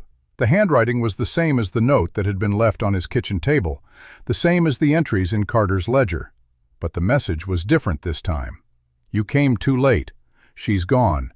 You'll find her at the old Asher place, if you're fast enough. Come alone, or you won't find her at all." He read it twice. The old Asher place was 20 miles east, an abandoned homestead that had been empty since the Asher family pulled out during the drought 3 years ago. It was on the road to Harker's Depot. He turned and walked back to the wagon. Tate was standing beside it now, his rifle up, his eyes fixed on the horizon to the east. "There's a rider coming," Tate said. Samuel looked. A single horse, moving fast, trailing a plume of dust. He raised the Winchester, then lowered it as the rider resolved into a familiar shape. It was Tommy Geiger, riding bareback on a horse that was lathered and blowing hard. Tommy pulled up in front of the wagon, his face red and streaked with sweat, his eyes wild. "Mr. Briggs, they took her. Mrs. Geiger said they came in the night. They took your girl." Samuel felt the world go very still. "Who took her?" "Carter, and some other men. They came to our place after midnight. Said they knew she was there. Said you'd sent her to us. Ma tried to stop them." His voice cracked. "They knocked her down. They took Lucy and they rode east." "East, toward the Asher place?" Tommy's eyes widened. "How did you know?" Samuel looked at the note in his hand, then at the road east. The trap was obvious now. Carter had not been trying to catch them on the road. He had been trying to drive them to a place of his choosing, where the ground was familiar and the law was far away. "Get in the wagon," Samuel said to Tommy. "You're coming with us." "But my ma." "She'll understand." He turned to Tate. "The Asher place is 20 miles east. By the time we get there, it'll be dark." "Then we go now," Tate said. They drove east at a pace that was hard on the horses and harder on the wagon. But Samuel did not slow. Lucy was out there, with Carter and God knew how many men, and the ledger was still in her hands. Or, if they had taken it from her, then the only evidence that mattered was already lost. The sun sank low and red ahead of them, casting long shadows across the prairie. Tate sat in the back with his rifle across his knees, his eyes fixed on the road behind them, watching for anyone who might be following. Tommy sat in the front beside Samuel, his face pale and his hands clenched into fists on his knees. "She was braver than me," Tommy said quietly. "When they came, she didn't scream.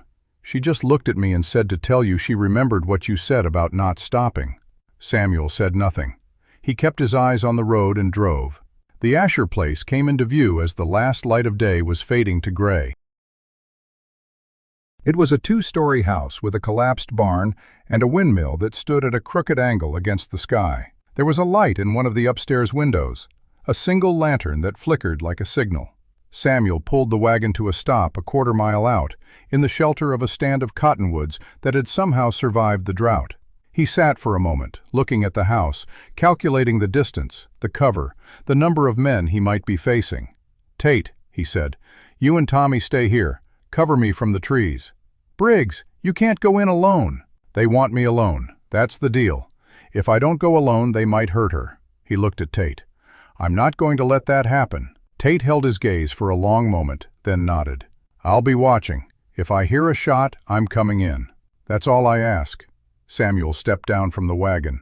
He left the Winchester behind. If he went in armed, they would take it from him anyway, and walked across the open ground toward the house, his hands empty, and his heart beating in a rhythm he had not felt since the day he buried his daughter. The front door was open. He walked up the steps and into the hallway, where a single lantern burned on a table, casting shadows that moved like living things. He heard voices from upstairs, low and casual, the voices of men who were not worried. "Briggs," Carter's voice came from the top of the stairs. "Right on time. I knew you'd come." Samuel looked up.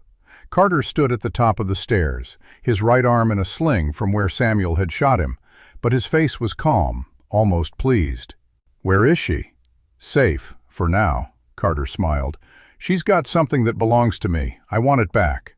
"The ledger is not yours. It's evidence." "It's mine," Carter said, and there was something in his voice that had not been there before, something that sounded almost like desperation. "Without it, I'm nothing. Without it, they'll hang me." "Then you should have thought of that before you started selling children." Carter's face flickered. For a moment the calm slipped, and Samuel saw what was underneath it. Fear. The cold, creeping fear of a man who had built his life on secrets that were about to be exposed. "Bring me the ledger," Carter said, "and I'll let her go." "You have my word. Your word is worthless." Carter's hand moved to the gun at his hip. "Then we do this the hard way." From somewhere above, Samuel heard a sound, a small sound, muffled but unmistakable. Lucy's voice calling out, "Samuel, don't trust him. He doesn't have the ledger. I hid it." Carter's face went red. He turned and shouted up the stairs, and in that moment of distraction, Samuel moved. He was older than he had been in his martial days, and his knees were not what they once were, but he had not forgotten how to close distance fast.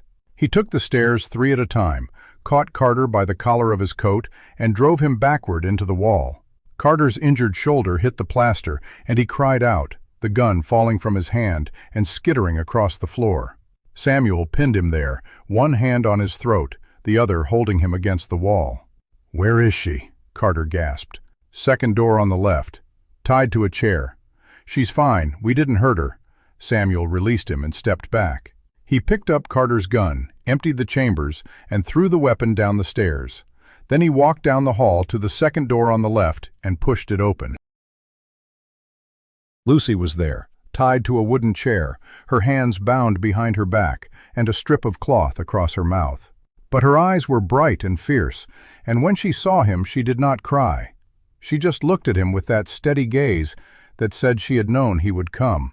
He pulled the cloth from her mouth and cut the ropes with a knife from his pocket. "Did they hurt you?" "No," she said. "They were too busy looking for the ledger." "Where is it?" "I hid it in the wagon before they took me, under the seat. They never found it." Samuel looked at her for a long moment. Then he laughed, a short, surprised sound that seemed to startle both of them. "You hid the ledger in the wagon. Someone had to keep it safe." He helped her to her feet, and they walked out of the room together. At the top of the stairs, Carter was still on the floor, holding his shoulder, his face twisted with pain and rage. "It's over, Carter," Samuel said. "The ledger is safe. The marshal is coming. You're done." Carter looked up at him, and in his eyes, Samuel saw something he had not expected. Not defeat, not surrender. Something else, something that looked almost like relief. "You think this ends with me," Carter said, "but you don't know how deep it goes. I'm just a branch. There's a root system under everything you've never seen." Samuel looked at him. "Then I'll dig until I find it." He walked down the stairs, Lucy beside him, and they stepped out into the cool night air. In the distance, he could see the wagon under the cottonwoods, and Tommy running toward them across the field. Marshal Pollard arrived the next morning. He was a broad man with iron-gray hair and the kind of face that had been weathered by years of seeing the worst the world had to offer without letting it harden him completely. He listened to Samuel's account in silence, read through the ledger with the same careful attention, and then looked at Lucy for a long time. "You're the one who kept this safe," he said. "Samuel kept me safe," she said. "I just held on to the book." Pollard nodded. "I'd like to take your testimony, young lady. Formally, on the record. It will be used in trial. Do you understand what that means?" She looked at Samuel. He nodded. "I understand," she said.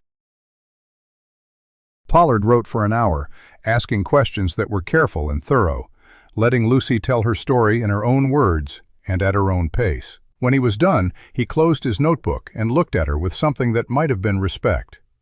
"You're a brave girl, Lucy Briggs." She looked at him steadily. "I'm just a girl who didn't want to be sold." Pollard did not have an answer for that. He simply nodded and closed his notebook, and began the work of building a case that would reach all the way to Dodge City and beyond. Carter was taken into custody. Cord Marsh was arrested that same afternoon, pulled from his office in Harlan while the townspeople watched in silence. The clerk in Dodge City was picked up 2 days later, and his office yielded records that matched the ledger in almost every detail.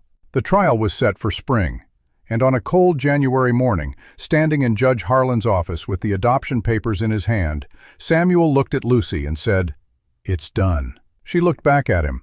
"For now," she said, "but there are still children out there, the ones we didn't find." He looked at her. "Then we'll find them." She held his gaze, and in her eyes he saw the beginning of something that had not been there before. It was not quite hope, but it was close. The trial of Doyle Carter opened on a gray March morning with a wind that cut through the boards of the Harlan County Courthouse like it had a personal grudge against the living. The sky was low and heavy, the kind of sky that pressed down on everything and made the light feel thin and tired. Samuel sat in the second row, directly behind the prosecutor's table, with Lucy beside him. She was wearing a dress that Agnes Pullman had made for her, deep blue like the sky just after sunset, and she had her hair braided tight the way she always did when she was preparing for something hard. She was holding his hand. Not because she needed comfort, he realized, but because she knew he needed it. The courtroom was packed. Every seat was filled, and people lined the walls and stood in the back, craning their necks to see. Samuel recognized faces from town, from the farms around Harlan County, from places he had not visited in years. They had come to see justice done, or at least to see what justice looked like when it was wearing its Sunday clothes and sitting in a courtroom. Doyle Carter sat at the defense table, his right arm still in a sling from where Samuel had shot him. He was wearing a clean shirt, and his hair had been combed, but nothing could hide the flatness in his eyes, the way he looked at the crowd like they were cattle he was calculating the value of. Beside him sat his lawyer, a man from Wichita named Pemberton, whose suit was too expensive and whose smile was too easy. Pemberton had the look of a man who had made a career out of turning darkness into reasonable doubt. Judge Harlan presided, his face carved from the same stone as the courthouse walls. He had recused himself from the initial hearing to avoid the appearance of bias, but when the circuit judge assigned to the case had fallen ill, Harlan had been asked to step in. He had agreed on the condition that both sides accepted his impartiality. Pemberton had objected. The objection had been overruled. Marshal Pollard sat at the prosecutor's table, his broad shoulders hunched over a stack of papers, his pen moving steadily as he made notes. Beside him was a young prosecutor named Whitfield, sent from the Attorney General's office in Topeka. Whitfield was thin and pale and looked like he had never been in a fight in his life, but Samuel had watched him interview Lucy the day before, and he had seen the sharpness underneath the bookish exterior. Whitfield asked questions the way a surgeon used a knife, precise and without hesitation. The first day was taken up with opening statements. Whitfield spoke for an hour, laying out the case in methodical detail, describing the ledger, the names, the payments, the destinations. He described a network that stretched across 3 territories, a system of buying and selling children that had operated for years under the cover of legal guardianship papers and corrupt officials. When he finished, the room was silent in a way that felt like the air had been sucked out of it. Pemberton rose.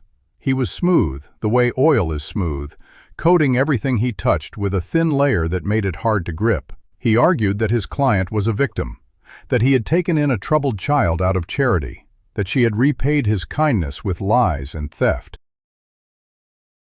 He pointed at Lucy, sitting in the second row with her hands in her lap and her chin up, and he said, "That girl has been manipulated. She has been turned against a man who only wanted to give her a home. And now she is being used by people who want to destroy my client for reasons that have nothing to do with justice." Samuel felt Lucy's hand tighten on his. She did not look at Pemberton. She looked straight ahead, at the judge, at the flag hanging behind the bench, at anything but the man who was trying to paint her as the villain. When the first day ended, Samuel walked Lucy back to the Pullman's house, where they were staying during the trial. Agnes had insisted, and Samuel had not argued. The farm was too far, and Carter still had friends who might be willing to act. Agnes met them at the door with a plate of warm bread and a cup of milk for Lucy. She did not ask about the trial. She simply looked at Lucy's face and said, "You did enough today. Tomorrow, you rest." "I'm testifying tomorrow," Lucy said. "I know." Agnes put her hand on Lucy's cheek. "And you will be brave. But tonight, you rest." Lucy ate the bread and drank the milk, and Samuel sat with her until she fell asleep on the sofa, her head resting on a cushion, her hands loose and open in a way they never were when she was awake. He sat there for a long time, watching her breathe, thinking about the weight she was carrying and how little of it she should have had to bear. Agnes came and sat beside him. "She's stronger than you think." "I know she is. That's what scares me." "Why would that scare you?" "Because strength like that comes from having to use it too young." Agnes did not have an answer for that. She just sat with him in the quiet, and after a while Samuel went to the spare room and lay down on the bed, staring at the ceiling, waiting for sleep that did not come. The second day began with Lucy's testimony. Whitfield called her to the stand, and she walked up the aisle with the same steady gait she brought to everything, her blue dress pressed and clean, her hair braided tight. She stepped up to the witness box and sat down, and she looked at Whitfield with the same calm attention she had given Samuel on the morning he found her in the chicken coop. Whitfield led her through the story carefully. He asked about her parents, about the raid on the Cimarron Trail, about being sent to live with a distant cousin she had never met. She answered each question in a voice that was soft but clear, the voice of someone who had learned to speak only when she had something worth saying. He asked about the farm, about the work, about the meals that did not come. She described it without emotion, the way she described everything, as if she was reading from a book that had been written about someone else. "He hit me when things went wrong," she said, "even when they weren't my fault. He said I was costing him more than I was worth." "And did you believe him?" Whitfield asked. She paused. It was the first time she had hesitated. "For a while," she said. "I was young. I didn't know any differently. I thought that was just how the world worked." "And then?" "And then I came to Samuel's farm, and he fed me eggs, and he didn't ask me to pay him back. And I started to think that maybe the world worked differently than I had been taught." There was a murmur in the courtroom. Samuel felt something rise in his throat and pressed it down. Whitfield asked about the ledger. She described seeing it the night she had watched through the knothole in the wall, the columns of names and numbers. She described the list she had made herself, the names of the children she had met at Carter's farm, the ones who had been taken away and never seen again. When Whitfield finished, Pemberton rose for cross-examination. He approached the witness box slowly, his hands clasped behind his back, his expression one of gentle concern. He looked like a man who was about to express sympathy for a difficult situation, and that made Samuel's jaw tighten. "Lucy," Pemberton said, using her first name as if they were old acquaintances, "I want to start by saying that I am sorry for what you have been through. No child should have to experience the things you have experienced." Lucy said nothing. She watched him with the same flat attention she gave to everything. "But I also have a responsibility to my client," Pemberton continued, And I need to ask you some questions that might be difficult. Do you understand? Yes. Mr. Carter has told us that you were a difficult child. That you ran away before he brought you to his home. That you had a history of lying and stealing. Is that true? Lucy did not blink. I ran away from him because he was going to sell me. I stole food because I was starving. If that makes me difficult, then I suppose I was difficult. Pemberton's smile did not waver. You admit that you stole from Mr. Briggs. I took 2 eggs. He offered me supper before I could ask. And you admit that you ran away from Mr. Carter's home in the middle of the night. I ran away because I heard him talking about men who were coming to take me away. I didn't know where they were taking me, but I knew it wasn't anywhere good. How did you know that? She looked at him steadily. Because he wasn't sad about it. He wasn't sorry. He was just talking about it like it was business. Pemberton shifted his weight. Isn't it possible that you misunderstood? That Mr. Carter was making arrangements for you to go to a school or to a family that could better provide for you? If he was, he didn't tell me, and he didn't tell any of the other children who disappeared from his house. Pemberton's smile thinned. You seem very certain for a child your age. I am certain, she said. I am certain because I was there. The courtroom was silent. Pemberton stood looking at her for a long moment, and then he walked back to the defense table and sat down. Whitfield stood up. Redirect? No further questions, Pemberton said. The morning session ended with the ledger being entered into evidence. Pollard himself testified to its authenticity, describing how it had been found and the chain of custody. Samuel was called to testify in the afternoon, and he told the story of the chicken coop and the eggs and the bruises and the infected feet. He told it plainly, the way he told everything, and when he was done, he looked at Carter, who was watching him with those small, patient eyes. The third day brought a surprise. A man named Elias Crane, a farmer from the next county, had come forward after reading about the trial in the Wichita paper. He testified that he had bought a boy named Henry from a man matching Carter's description 2 years earlier, and that the boy had been sick and malnourished and had died within a month of arriving at his farm. He had not known the boy had been taken illegally. He had thought he was adopting an orphan through proper channels. He was crying by the time he finished his testimony. Samuel watched him and felt something complicated. Anger and pity mixed together in a way that was hard to separate. The man was a victim too, in his own way.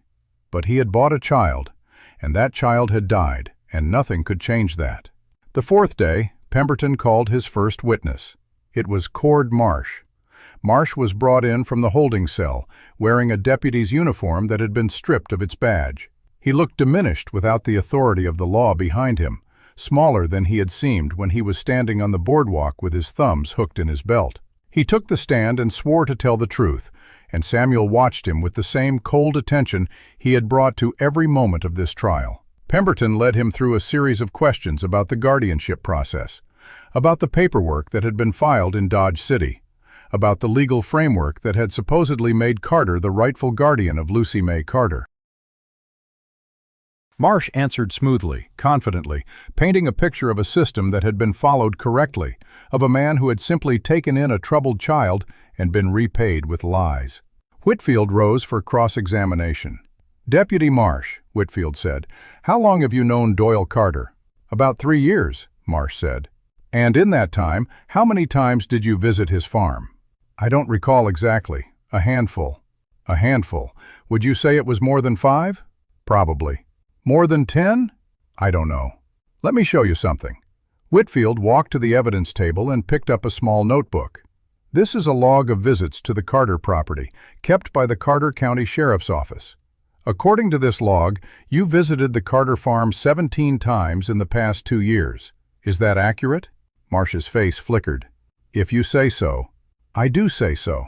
And of those 17 visits, how many were in response to a complaint? I don't know. 12 of them were in response to complaints from neighbors about voices coming from the property late at night. Complaints about children being seen working in the fields before dawn. Complaints that were logged and never investigated. Marsh said nothing. And yet you testified that you had no reason to suspect anything unusual was happening at the Carter farm. Is that correct? I had no evidence of any wrongdoing. You had 12 complaints. You had a property with a history of unusual activity. And you had a man who was known to be caring for children he had no previous relationship with. Did any of that strike you as worth looking into? Marcia's jaw tightened. I followed the law. The law requires you to investigate complaints. Did you? I used my judgment. Your judgment. Whitfield let the words hang in the air. Thank you, Deputy. No further questions. The trial lasted 7 days. On the 7th day, the jury retired to deliberate. They were gone for 4 hours. Samuel sat in the hallway with Lucy, waiting. She had the list of names in her pocket, the one she had written on the back of the feed sack, and she kept taking it out and folding it and putting it back. He did not ask her why. He knew. The jury returned at 4 in the afternoon. The courtroom was packed again, the same faces, the same tension, the same thin gray light coming through the windows. Judge Harlan asked the foreman to read the verdict. The foreman stood.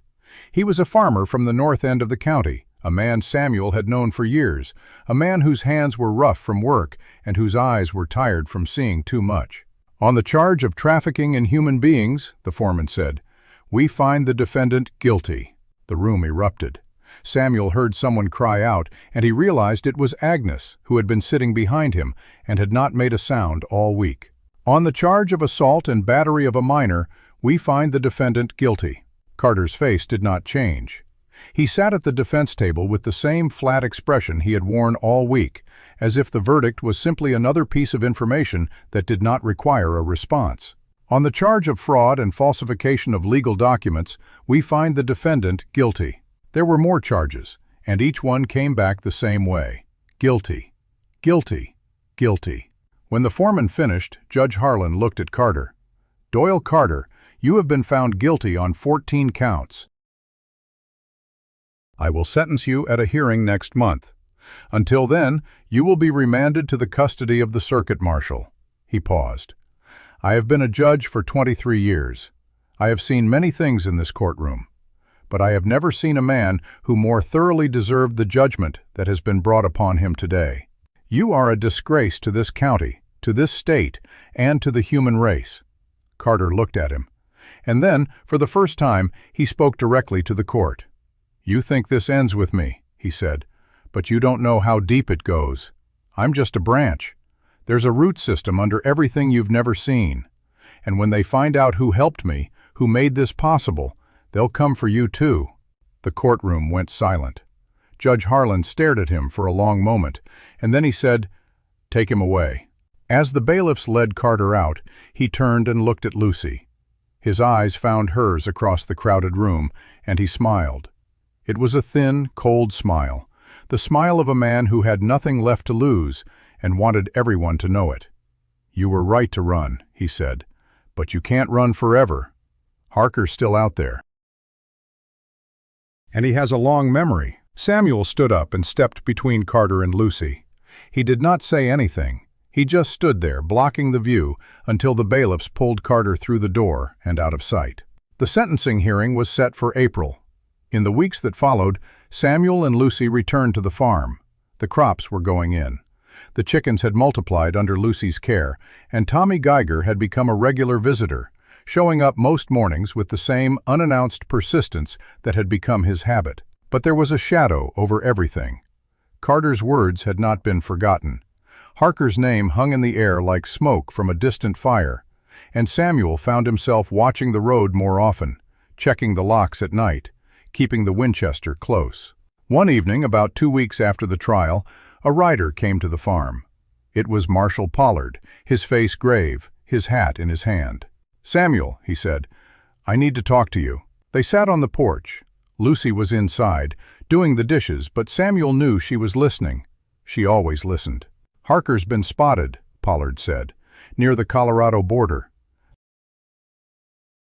He's regrouped, and he's moving again." "How many children?" "At least 6 that we know of, maybe more." Pollard looked at him. "I'm going after him. I've got a detachment of federal marshals, and I've got a warrant for his arrest. But I need someone who knows the territory, someone who can track." Samuel looked at the fields, at the house, at the light in the kitchen window where Lucy was moving. "I'm a farmer now," he said. "I know," Pollard stood up. But I also know that you were a deputy marshal for 12 years before you became a farmer. And I know that you're not the kind of man who walks away when children are in danger." Samuel sat there for a long time after Pollard left. He watched the sun go down, watched the stars come out, watched the light in the kitchen window go dark as Lucy went to bed. He did not sleep that night. In the morning he found Lucy at the chicken coop, scattering feed for the hens with the same careful attention she brought to everything. She did not look up when he approached, but she said, "You're going, aren't you?" He did not answer. "Then I'm coming with you." "No." She turned to face him. "I'm the only one who can identify Harker. I'm the only one who saw his men at the depot. I'm the only one who heard his name spoken in that house." She held his gaze. "You need me." He looked at her, at the girl who had come to him with 2 eggs and a broken heart, who had grown into someone who could stand in the middle of a courtroom and tell the truth while the whole world watched. "All right," he said, "but you do exactly what I say when I say it." "I always do." He laughed, a short, surprised sound. "No, you don't." She almost smiled. "I do when it matters." They left the next morning, riding east toward the Colorado border, toward whatever remained of Harker's operation, toward the root system that Carter had spoken of from the witness stand. The war was not over. It was just beginning. The morning they left the farm was cold and clear, the kind of morning that made the world look like it had been washed clean overnight, even though nothing had changed. Samuel loaded the wagon with supplies enough for a week, the Winchester clean and oiled, and a small leather satchel that held the copy of the ledger Pollard had left with him. Lucy came out of the house with her bag packed and her hair braided and the list of names folded into her coat pocket, and she stood beside the wagon looking back at the farm with an expression Samuel could not quite read. "You'll see it again," he said. "I know." She turned and climbed up onto the seat. "I was just remembering how it looked the first time I saw it. Coming up over that rise with nothing in my stomach and blood in my boots. I thought I was going to die in a stranger's barn." She paused. "I didn't know I was coming home." Samuel felt something catch in his chest, but he did not trust himself to speak, so he just climbed up beside her and picked up the reins. They met Pollard and his detachment at the county line, a group of 8 men including Jasper Tate and a tracker named Callahan, who had worked the Colorado Territory for 20 years. Pollard had brought horses instead of wagons, and Samuel had to switch to a mare named Dolly, who was steady and patient and did not spook at sudden sounds. Lucy was given a small bay gelding that she mounted without any of the hesitation Samuel had expected, and when he looked at her with surprise, she said, "Doyle made me ride the fence line to check for breaks. I learned." They rode east for 3 days, through country that grew drier and rougher the farther they went. The farms thinned out and then disappeared entirely, replaced by sagebrush and rock outcroppings and the bones of cattle that had not survived the winter. At night they camped under the stars, and Samuel sat by the fire with Lucy beside him and listened to the other men talk about the men they were chasing. Harker had been seen near a town called Piedras, just over the Colorado line. He had a small operation there, a ranch that served as a way station for moving children east. Pollard had informants in the area, but the informants were nervous, and their reports had been fragmentary. Harker had gone to ground after the depot was raided, but he had not disappeared. He had regrouped, and he was moving again. "He's bold," Tate said one night, stirring the fire with a stick. "Most men would have run for the mountains and never come back. But Harker, he stayed close.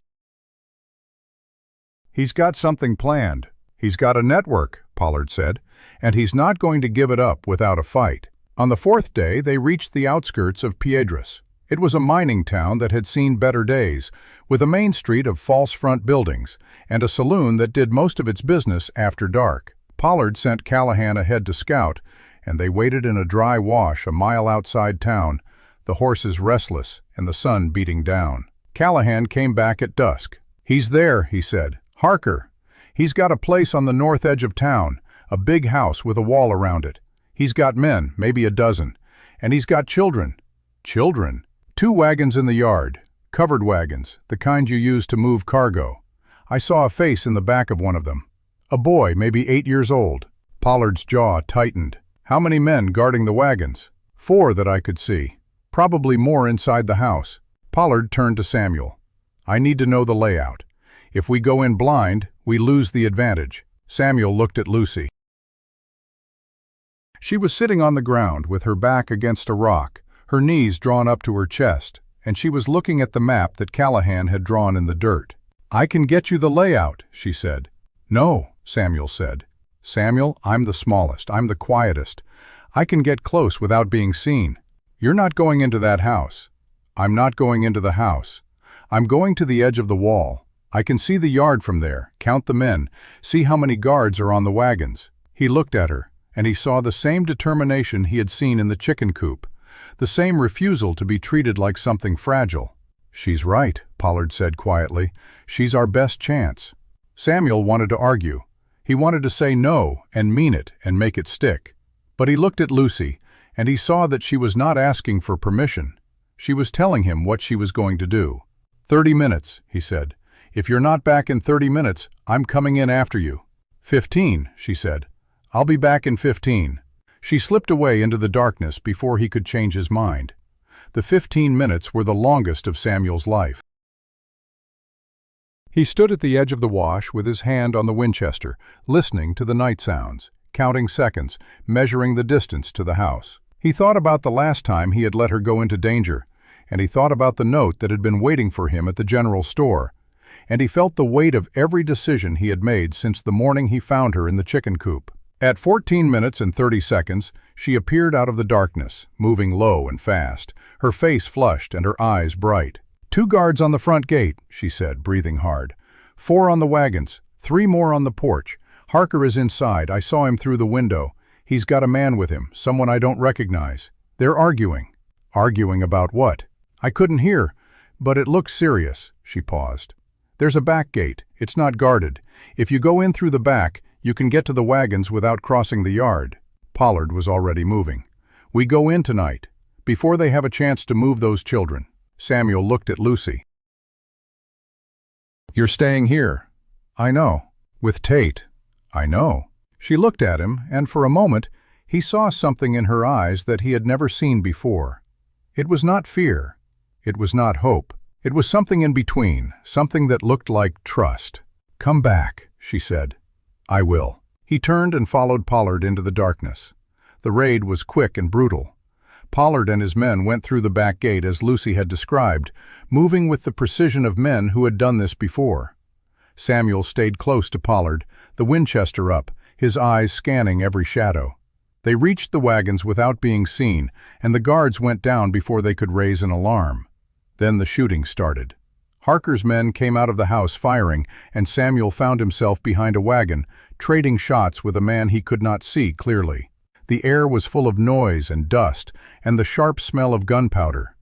He heard Pollard shouting orders, heard Tate's rifle from somewhere to his left, heard the sound of a horse screaming in the darkness. And then, suddenly, silence. The shooting stopped. Samuel waited, counting seconds, and then he heard Pollard's voice calling out that the house was secure. He stood up. The yard was full of men, some standing, some on the ground. The wagons were intact. And on the porch of the house, with his hands in the air and his face white in the lantern light, stood William Harker. Samuel walked toward him. He stopped a few feet away and looked at the man who had bought and sold children like livestock, who had built an empire on the suffering of the innocent. "You're under arrest," Samuel said. Harker looked at him with the cold eyes of a man who had already calculated his options and found them wanting. "You're too late," Harker said. "The children in those wagons aren't the last of them. There are more, and they're already on their way east." Samuel looked at the wagons, at the faces of the children peering out from the canvas cover. He thought about the names on Lucy's list, the ones they had found and the ones they had not. "Then we'll find them," he said. He turned his back on Harker and walked to the wagons, and one by one he helped the children down. The wagons rolled away from Piedras in the gray light of early morning, carrying 8 children who had been bound for destinations they did not choose. Samuel sat on the seat of the lead wagon with the reins loose in his hands. A boy of about 7 pressed against his side, trembling with a silence that spoke louder than any cry. The boy had not said a word since they pulled him from the wagon, but he had not let go of Samuel's coat either, and Samuel let him hold on as long as he needed. Behind them, Pollard and his men rode escort, Harker bound and hooded in the center of the column. Tate had taken Lucy up on his horse, and she rode with her arms around his waist and her eyes fixed on the horizon ahead, watching the sun climb over the edge of the world like it was the first sunrise she had ever seen. They stopped at noon to rest the horses. Samuel climbed down from the wagon and lifted the boy down after him, setting him gently on the ground. The boy stood there with his arms at his sides, looking at the dirt, not moving. Lucy came over. She walked up to the boy and stood in front of him without saying anything, and then she reached into her pocket and pulled out the list of names, folded and creased from being carried so long. She unfolded it and held it where he could see. "I write down names," she said, "of everyone I meet who needs to be remembered. What's yours?" The boy looked at the paper for a long time, then he looked up at her. "Jessie," he said. His voice was barely a whisper. "Jessie Mayfield." Lucy took the pencil she kept in her pocket and wrote his name at the bottom of the list, below her own. She showed it to him. "See? You're on it now. You're not forgotten." The boy looked at the name, and something in his face shifted, a crack in the armor that had been built around him. He did not cry. But he looked at Lucy the way a lost traveler looks at a light in the window. Samuel watched them and felt the weight of everything he had carried since the morning in the chicken coop settle a little. Not gone, but more bearable. They reached Harlan County 4 days later. The town had prepared for their return, word having traveled ahead through the telegraph wires that ran like nerves across the prairie. Agnes Pullman had organized a welcome, a gathering of townspeople who stood on the boardwalk with their hats in their hands and their faces turned toward the road. Samuel saw them from a distance, the line of figures against the low buildings, and he felt something he had not expected. Not pride, not relief, something closer to grief. The grief of having been alone for so long, and then suddenly not being alone anymore. Lucy rode beside him now, on a small mare that Pollard had arranged for her, and she was watching the town with the same careful attention she brought to everything. But there was something different in her posture, a loosening in her shoulders, a tilt to her head that spoke of something approaching comfort. "They're all